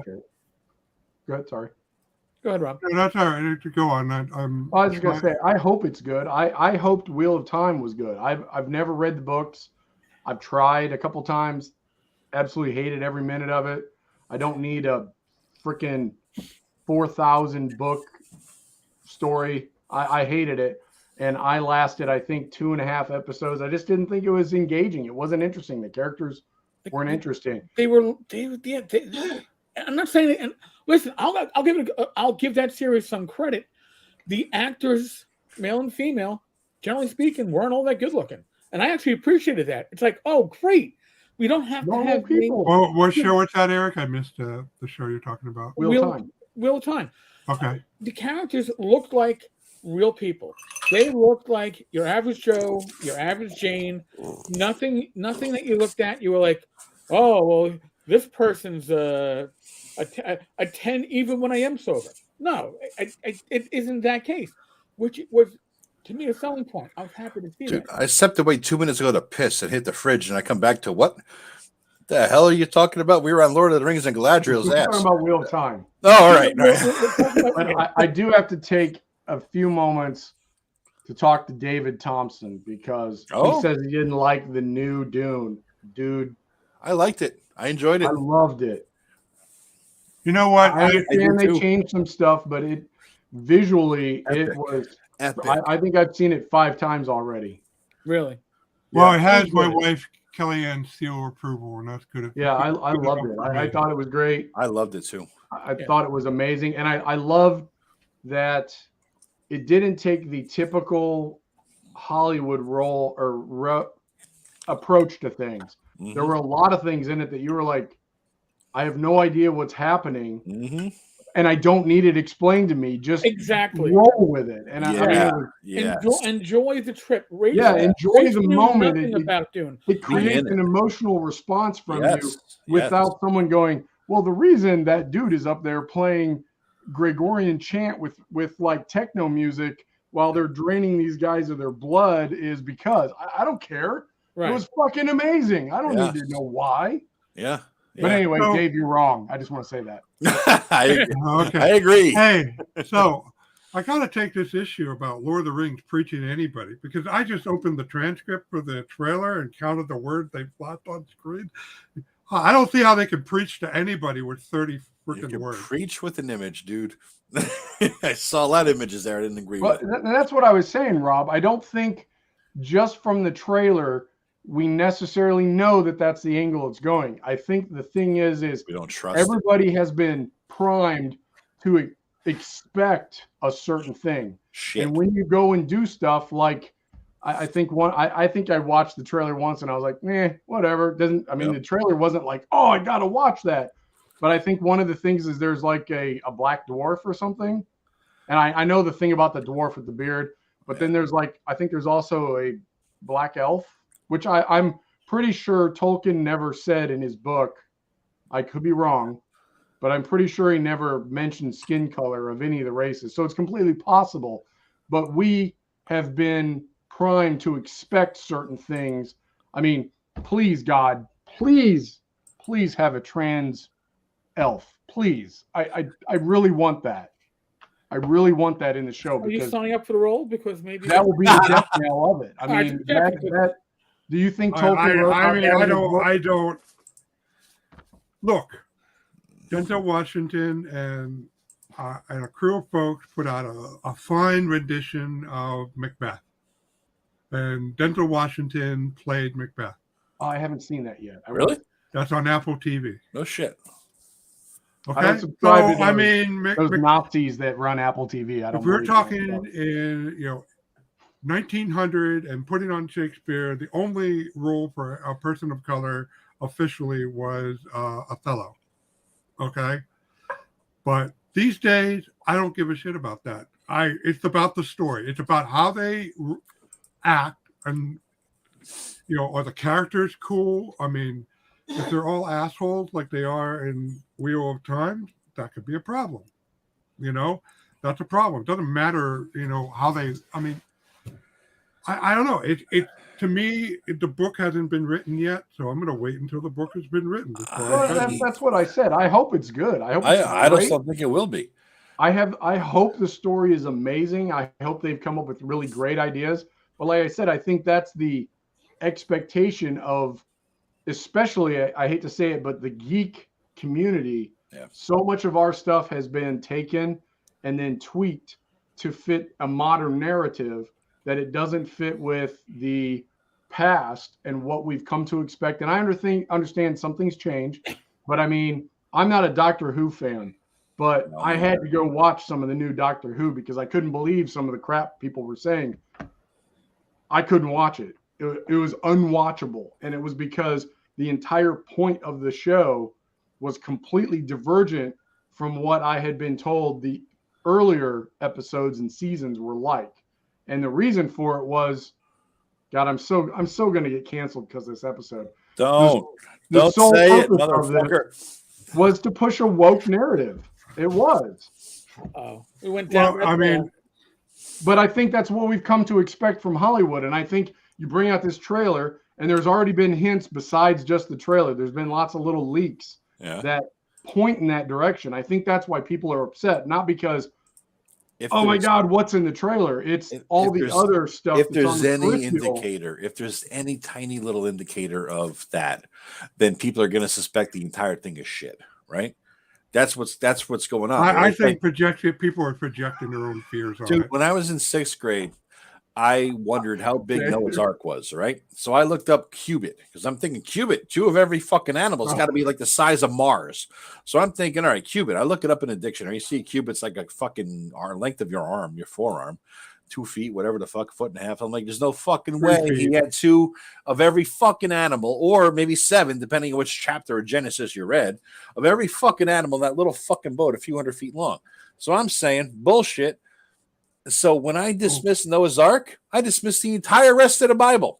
This is how people are right now with this bullshit Lord of the Rings. If you don't have a female dwarf with a beard, then the whole thing must suck. Only because we've been so burned so many times on shit, right? That's what Matt's saying. It all. I lived through the freaking 70s sci-fi. Logan's freaking Run, Silent Running. Jesus, you may get a few gems like Planet of the Apes, but God, then you get Beneath the Planet of the Apes, and Escape to Planet of the Apes wasn't too bad. Hollywood's been manipulating our social culture since they were Hollywood. Yeah. I mean, look, if you don't like what somebody's produced, make the shit you do like, and just get it out there. I agree. I guarantee you, I will watch the first couple episodes of whatever the hell they're calling it, the Lord of the Rings War. What is it? The War for the Ring. Until I hear the whole first season, because I'm interested. Like I said, I hope it does good. I hope the new D&D movie is fucking amazing. I hope so too. But I really doubt it. It's not gonna be. We all know that. I mean, Chris Pine is a really strong actor. He is a good actor. I liked him as Kirk, believe it or not. I enjoyed the movie. I liked him in that Robert the Bruce movie, but I'm hard pressed to see Pine in a more fantasy movie. You know, I don't know, but that's judging the book. I mean, that's even less than what we got with the Lord of the Rings, and I'm already judging. But if Pine is a good actor, so if you can pull it off, you can pull it off. Speaking of pop culture fucking our shit and controlling our narrative, all right, what's your guys' theory on Stanley Kubrick is responsible for all the faked moon landing footage that we had in 1969? Bullshit. Come on, what do you think? Are you serious, Joe? What do you think? Come on, serious? Let's hear it. Let's hear it. Bullshit. I read that shit on the web. It must be true. On the web, it must be true. I was on web. It was Web 2.0. I remember it 20 years ago. I was so excited. So for people who don't know, I am one of my other great hobby passion is space. Which is why I brought that up. Back in 2000. This is me saying, go, Rob, go. In 2000, I wrote a simulator for the Mercury spacecraft and the Gemini, where every switch worked just like the NASA spec. So you NASA reached out to Rob because of his simulator, didn't they, Rob? He's too modest to say it, but NASA. No. A guy who produce a simulator for commercial sale to sell to okay. museums and stuff. He reached Okay. out to me okay. and asked me to cooperate. Yeah. And it didn't really go anywhere, partly because the software I was using was made from a guy from Britain, and at that time the Europeans and British had a real bug up their butt on making anything commercial with a sin. So the license for Orbiter, the software that I use, was only for non-commercial use. So that really tied my hand. So I could be with Rob's software in the cockpit, if you call it that, of the Mercury 7 Orbiter and control everything as if I was in it for real life. Yeah, you could open up the original manuals and follow along. Which is why I said checklist. The only thing I couldn't do at the time was radio checks. Which is why I said Stanley Kubrick faked the moon landing for us. Go. Wait, I got to plug a podcast. Yeah. Since Joe brought up conspiracy theory. Oh, Look at a podcast called Mysterious Universe. I liked it. Mysterious Universe, and look up the episode Crystal. It's Crystal something. Meth. It goes into the history of the doctor known as Dr. Feelgood and all of this stuff, and how the web of everything we know from the 1930s through like 1970s and 80s, and all these famous people that are connected through Dr. Feelgood. I don't believe it. I listen to the podcast for entertainment purposes, but it's mind-blowing as the story goes along. It's freaking amazing. Mysterious Universe. It's wonderful. You know what blows my mind, that if people take any of these conspiracy things serious, because when I was growing up, I remember it says legs. I remember watching In Search Of. I read that book about ancient astronauts. Wondered by the NASDAQ. When Kellyanne just messaged me, I remember. And I remember all that stuff. But by the time I started, it was in the late 70s, and I was entering junior high, and I read more than a few books and stuff. I realized how much bullshit it was. And then when I was in college, I started encountering people, because this is pre-internet. So I started encountering people who believe this stuff for real. And one of my good friends believes that the moon landing is fake. And because his justification was they would die if they actually went out there when they passed through the Van Allen belt. I heard that too. I was wondering about that. They would die, and since he was an NBC specialist, he was he knew his. He was an NBC specialist in the Marines, and he knew his stuff, but he didn't realize they only spent like 2 seconds in the Van Allen belt before they passed beyond. Dude, and if there was a solar storm, they would have been cooked. 2 seconds in space, though, Rob. I mean, think about it. That's a lot of fucking time. There could be a million little fucking nanites out there. I've seen Star Trek. I know this shit. I know this shit. Right I'm there. telling you. And by the way, based on the Babylon 5 Centauri, I'm sure, for that haircut.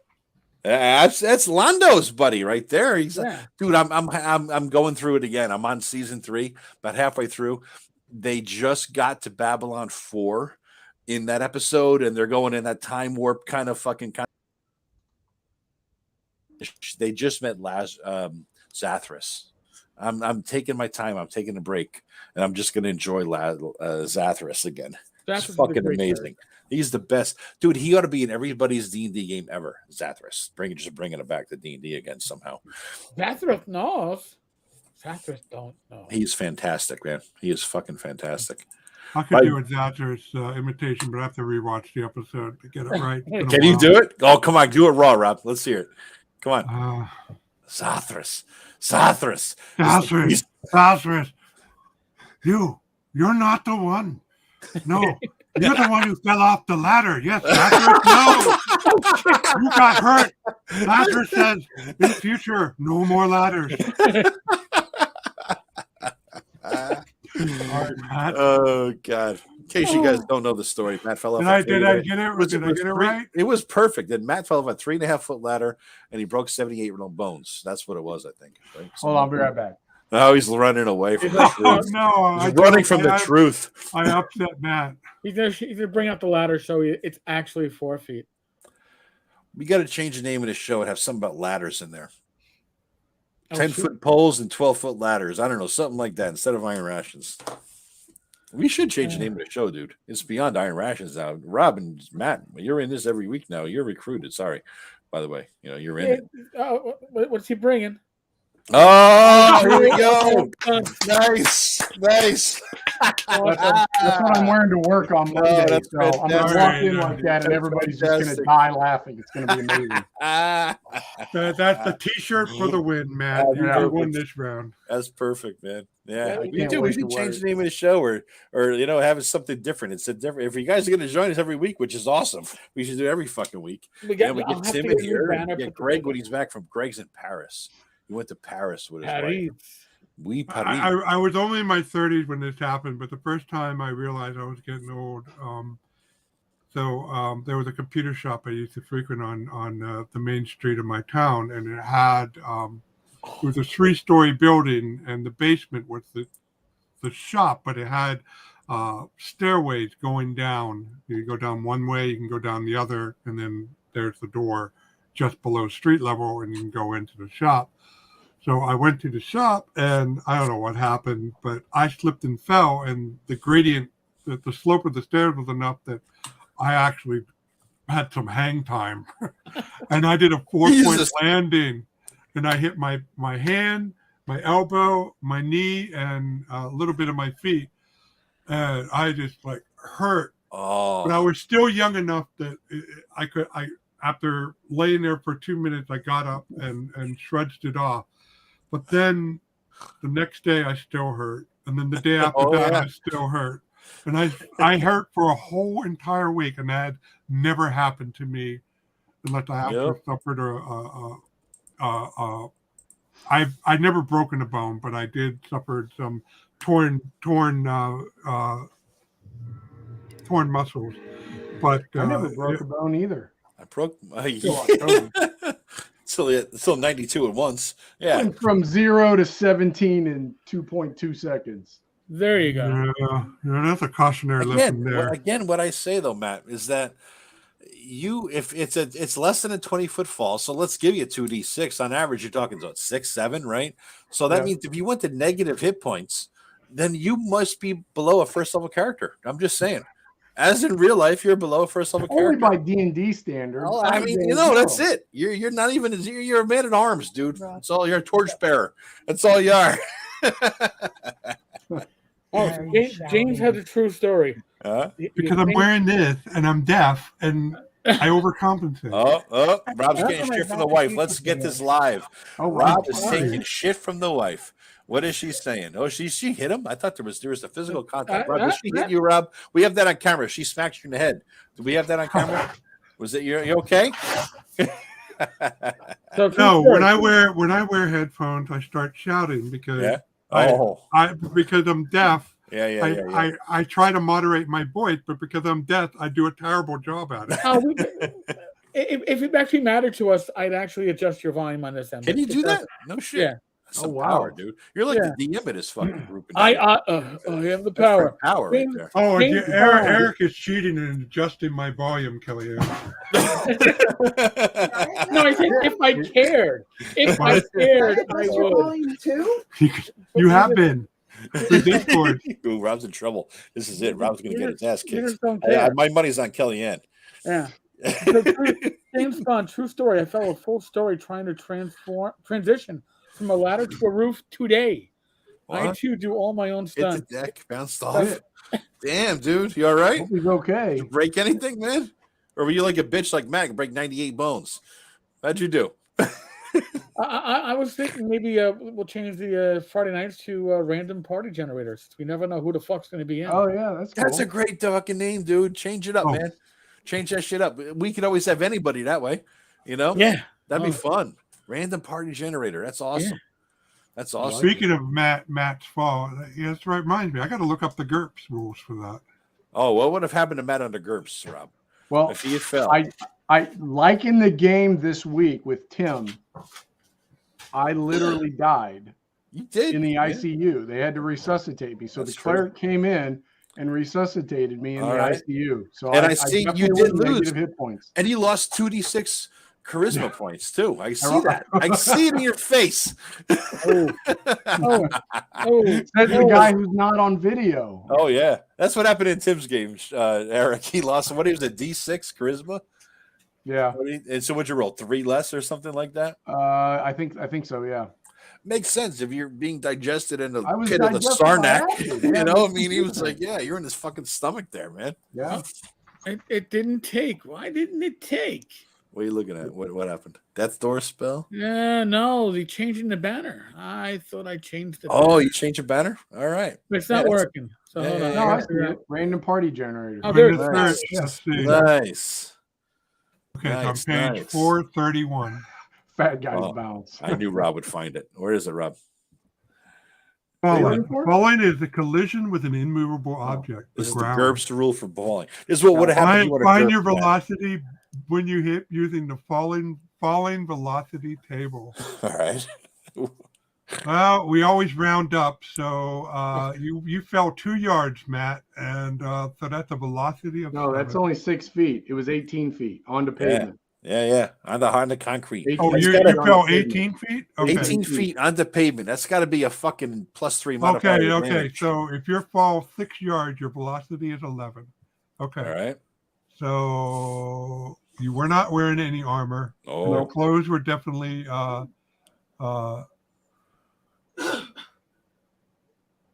wait a minute. it's Oh, peasant. this It is was bad. peasant wear. He lives in Tennessee. It's peasant wear. Peasant clothing. And by the way, Spawn broke nothing, bruised, walked away. Fat guys bounce. Nice. Good. Fat guy's bounce. Amen, buddy. So, Rob, what's his damage? What kind of critical table would he have to roll on? That's what we're really looking for. Fuck the clothing. Yeah. We know Matt was wearing tighty whities. That's the clothing that matters in this situation. So, what table do you roll on for criticals? Because Matt failed every roll. Whatever there is to roll for a failure, he failed it. Oh, Know it'd be a critical miss. So Critical. Yeah, that sounds like a menace. I gotta. On. He's fine. There. Okay, Steve Jackson game. This is a fail. All right. I'm going to sing the The rules Jeopardy. have failed us. I'm going to do. What What am I missing here? Oh, right here. There it goes. You guys got the answer for double Jeopardy. There we It go. always Remember, works when you it play must- music. It must be in the form of a question. Yes. Forming a question round for double Jeopardy for the bonus video question. What do we All have? right. Oh, he's stumped. What's the Yeah. question? I forget. Oh, what's the critical damage on Matt for falling off the ladder? I mean, it could be instant death, man. I mean, Well, that's what happened. He got below Well, negative. It was about a half No, an it hour was later delayed. after the helicopter ride. No, what happened to Matt? Dude, if you he died in a suffered enough- helicopter? No, I got to the ICU and I flatlined. Oh, Yeah. right. So what happened was he got below in GURPS term. He lost all his hit points. He which is did, based on and his he- yeah, I based heard on his strength. Yeah. And then he started. He got to. He must have He was in dropped negative below land. negative flat health, line. and then Flat at that line. point he makes a periodic save, All right. which is his health, My save. and you blew your save, and that's when you flatline. That's his flat line. He blew his save. So, is there any critical or long-term damage? What would explain that fucking beard he's wearing right now? Oh, he picked up the crippling disadvantage. But boom, he's crippled. Minor. He picked a minor crippling disadvantage. Because he could still Cool. use it, James hand. John, All right. but it caused him pain. So All every right. time he moved his hand, he'd have to make a will roll, or he'd get distracted from the pain. I see the permanent comeliness damage, especially. I agree, James Spawn. He's stabilized, clear with some permanent intelligence. Well, I mean, well, you're below the line anyway. How do you fucking in manage all that? frankness and honesty, I recently have noticed when I'm going very fast, 'cause I'm an operations manager at my job. So and my headquarters is in Dallas. Do you have So anal we do a leakage? lot of communication over email, and I'm emailing constantly all day long. I've noticed I skip words. Like Oh, really? I'm typing emails, and I'll say Joe is a motherfucker. That's what I'm thinking in my brain that I'm typing. But instead, I'll say Joe is fucker, or I'll skip words. It's like I don't know if that's from the fall. I think I don't know. Technically, I have PTSD from the Army too. Yeah. Go crazy and kill people any moment. But Do you have anal leakage though? no. You sure? All right. Well, there you go. 20 years ago. All right. All right. what do So we got? here's the bad news. Here's the bad news. All right. Yep. Let's hear the critical. Let's just say, Or GURPS. Matt, you have a health of 12. That means you have 12 hit points. That's Or being have a generous. strength of 12. You have 12 hit points. Generous, but So whatever. because you fell 6 yards and your velocity was Pretty fucking 11. fast. Mm-hmm. James, what the fuck? Okay, so I got to do gotta some get James math on the here. show. Yeah. Okay, so it's 11 Yeah. times 12 Oh, here we go. divided by 100. Hey, Tim, I know you're listening to this at some point later and you're laughing your nuts off because Rob is in full Rob mode, right? know. Live on screen. You would have taken that. Somebody let Rob loose. That's You it. know? All right. So you would have taken 1d6 plus 2 damage, Yeah. okay? Because the one there, that means you take a die, Yeah. and that 0.3 is looks to be. Wait. So I've Dick got length. like 8 hit points? 0.3 is his dick length. Oh, what did I say? So you didn't actually go below 0. You must have rolled a critical. What? All right. You know, All That's right. not what the doctors say. I can tell you that. Yeah. He So you officially rolled a critical miss. He pooped So himself we go on to the the table, critical too. miss. He flatlined and pooped his pants. I Right there didn't on the hear table. that. I did not pee. Now, okay. Okay. I'm gonna There we go. embarrass myself Here comes the shit in his pants So, story. I didn't know any of this. Yeah. But at some point when I was in the ACU, if you've ever been in the hospital and you can't get out of the bed, they give you the little plastic thing Yeah. you got to pee in. Yeah. Been there. So apparently I was like so out of it, but I got to pee. And the kids ran out of the room because I was like, I got to pee. And they like bolted. The kids, were like, The kids being the "No." daughters. Yeah, not get the hell out of doing that. here. Not gonna Yeah, see so Dad my drunk. wife said, it was like a fountain, like when you were a baby. I just whipped off the sheet.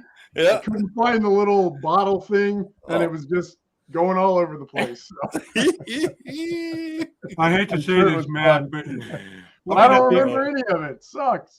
Oh, I hate to say this. Looking at the unarmed critical miss, you broke GURPS because Broke GURPS? what happened to you should have not have happened.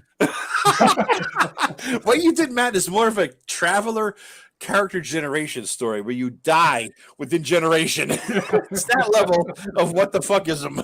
Because you didn't hit your head, right? Well, I did hit my head. I have a wonderful picture of. I actually, when I woke up. Oh, so there's a damage multiplier. Oh yeah, yeah. On the right side of my body, from my knee to my shoulder, was one giant hematoma.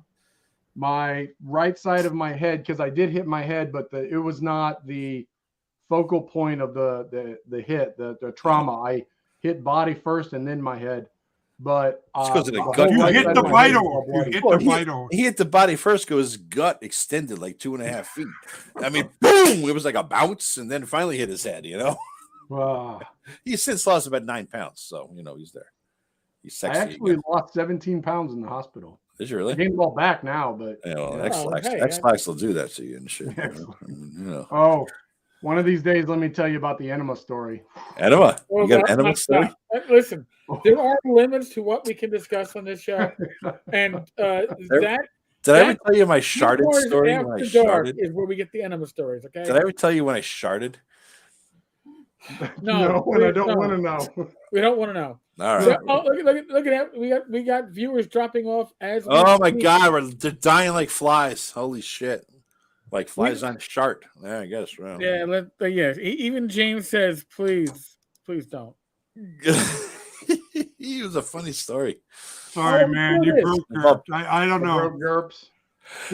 I mean, you suffered blunt force trauma, and all except since your head wasn't your primary trauma location, that leaves the vitals. But the vitals only are traumatized if you take piercing or impaling damage. Well, All right. my right lung collapsed. Did you lose your junk like the dude in that story there, that little picture, Matt? Are you junkless now? You like Yeah, the 1979 Aquaman model toy thing I had, which I only noticed because I tried to have her get it on with Wonder Woman. Since Joe and James are beating me up, I gotta say, We just found out last week that I broke my arm in the fall. My arm, I never knew it was broke. I wasn't going to bring that up. 3 months I've been running around with a broke arm. Is that your 17th or 18th bone broken? That's the 17th. All right. And literally the doctor was doing the ultrasound of my arm, and he got to a point where you couldn't see the bone, and he goes, "Are you in pain right now?" And I said, "No." And he goes, "Holy fuck, you have a high tolerance for pain, a high level of tolerance for pain." Oh, he's been married. I mean, he knows pain. He knows what the hell that is all You about. should be in pain, motherfucker. And I was like, "What do you mean? I don't feel anything." Dude's been married. He knows pain. He's a veteran. Rob's looking up. Based on that story, Rob pulled out his official GURPS 3-ring binder book. Oh, Here we go. No, Worse. Oh my God, even worse. Holy shit. Rob's like, he's again old school Hardmaster. Bringing out the bifocals, looking that shit up. What we got going in Hardmaster, Rob?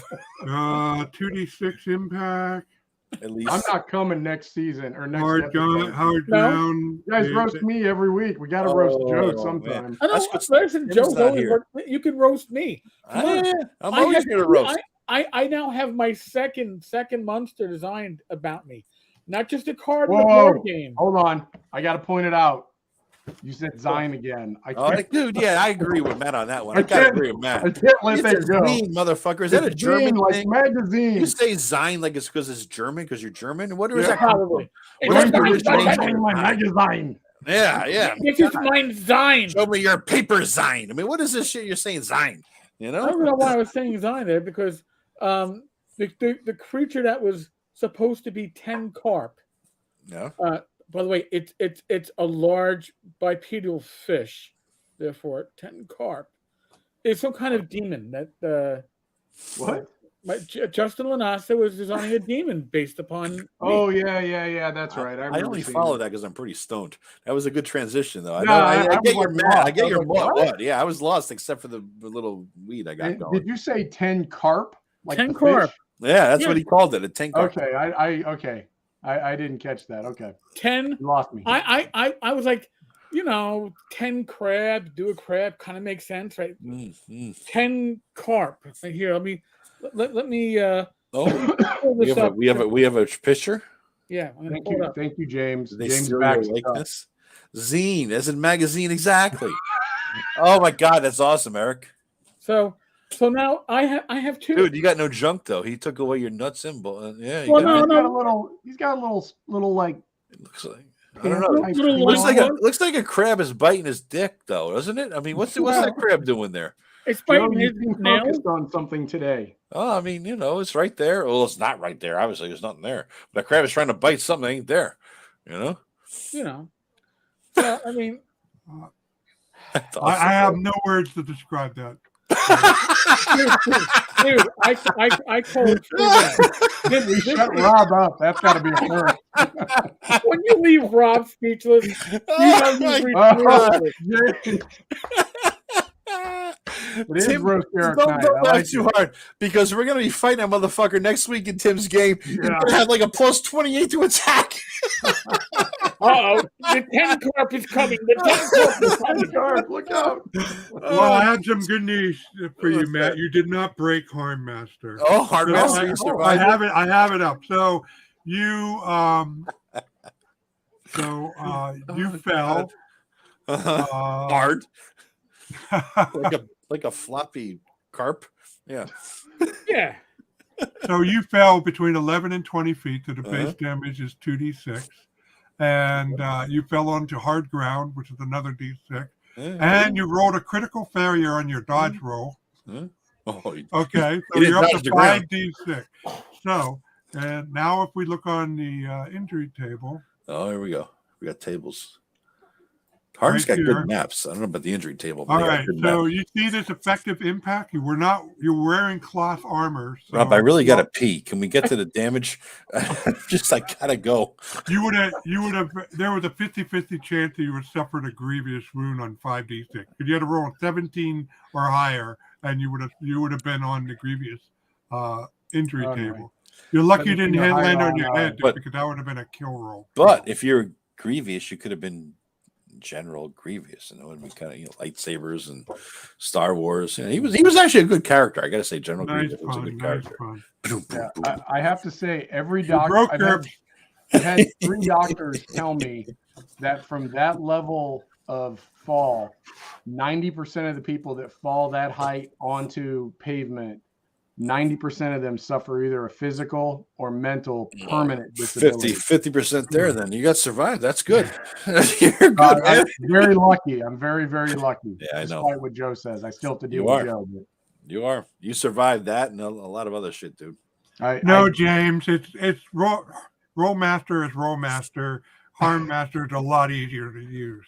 Oh, Rollmaster, he would have had like 68 criticals. It would have been this disaster. Roll on table E, blunt damage. Oh, you rolled a 66. Your spleen burst out of your chest.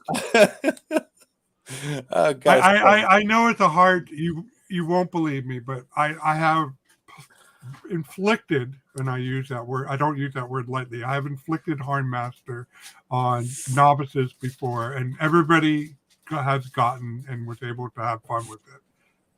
Well, fun is such an objective word, but so they were able to. You were the sadist, they were the masochist in that situation. Look, I warned them.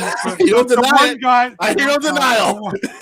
The one guy chose to get the attribute bonus by rolling twice on the medical roll, and he was supposed to be the bodyguard, and he rolled peg leg. He actually rolled a gimp character. Well, see, that goes back to the thing I was just thinking. Leather, gimp, leather, sadist, masochist. There was a whole theme going on there, Rob. Undercurrents. There's undercurrents to that whole conversation. I'm just saying, leather. And I am not connecting peg legs with S&M. You're gonna have no. Hey, I've made it, dude. I've gone there. Anyway, on that note, you worry me, Joe. You worry me. If I had $1 for every time somebody said that to me, dude.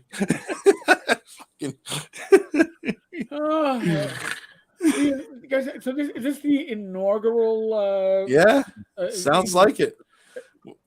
So a couple more generator. Yeah, Friday night, every other Friday. I like it.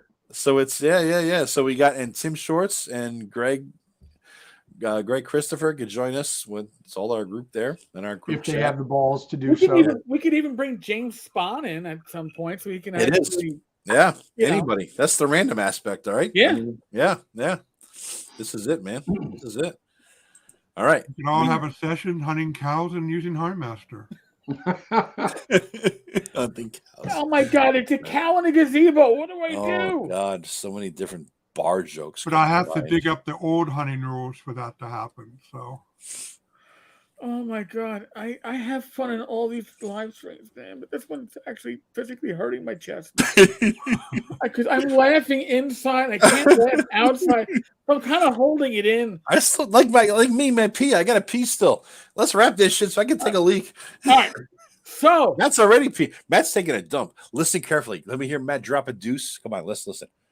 No, you can't hear it. Well, we're relying on Matt's hardware to pick up the sound. So Matt's a geek. He said it already. He's probably got a good speaker, but you hear him take a shit.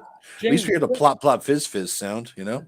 James, you can do the same thing that Joe does. Find a good icon. Yeah. I got the thing from some kind of old Warhammer thing. There you go. Yeah. Oh God. Listen, I've said this before. I'm going to say this again repeatedly. It is the audience in the live stream that makes these live streams as wonderful and an amazing experience as they fucking are. So, yes, we have some great guests and great personalities here, but man, you all are just spot on. So, quick announcements. Continual Light should be out in a week or two in PDF. Got the new logo. That's number one. Number two, we've surpassed 1,200 subscribers at 1,250. Oh, big news. We're giving away on this channel $250 drive-through RPG gift certificates. It'll be 100 given away on a Wednesday night to 2 Friday nights, whether it's with this group or with Glenn. Each will be giving away $50 worth. Rachel and I will be doing $50 on Gamers Health. Nice. So fucking subscribe. Subscribe, bitches. If you aren't yet, like. I don't normally say this shit, but hey, comment after this if you had a good time. We'd appreciate it. Really, we don't. What little monies I make from this stream usually buys equipment for people in the group. So I think in this case it's going to be like buying like bed mic and headset or backup. Thank you, John Miller. Want to show that, Eric? John Miller's comment there. Hold on. BDSM, Max Poops, Tenkar, Tenkar's junk. Yes, ever expanding list. Don't forget Rob's kilt or kilt. Yeah, kilt. The skirt thing. Rob was wearing. Yeah. Terrible. We'll get a map from Matt later. I have swords hanging on my wall. It's not that hard. I got a lightsaber right there. My lightsaber trumps your sword, motherfucker. I got a lightsaber.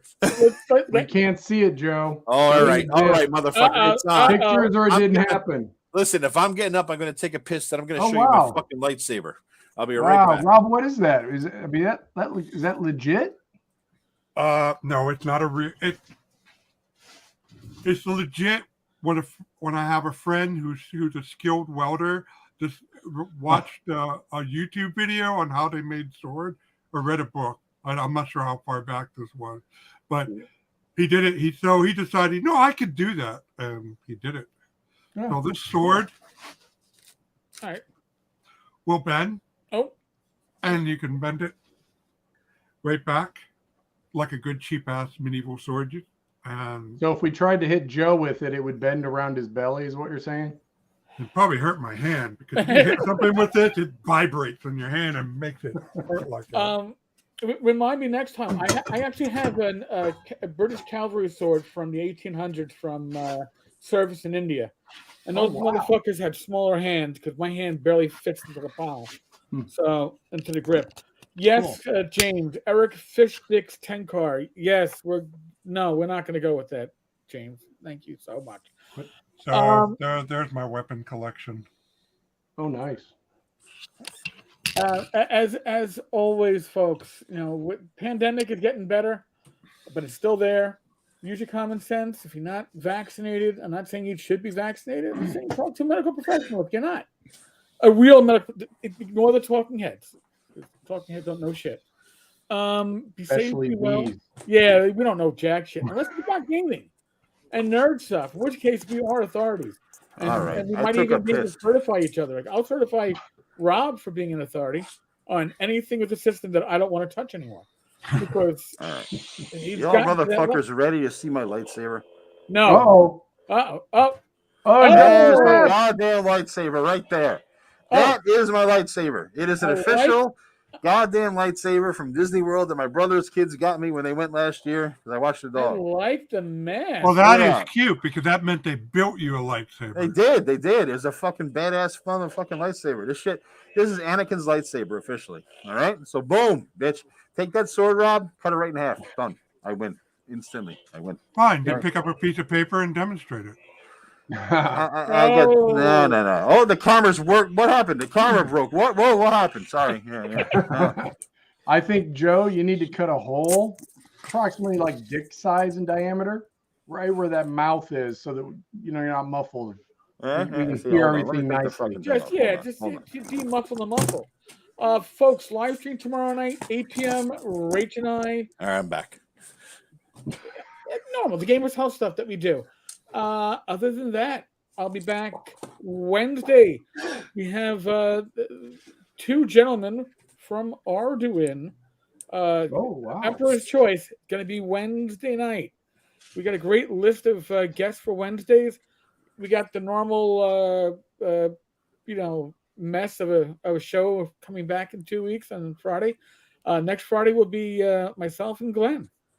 And wait, don't tell Joe, but it's actually made of plastic. No way, dude.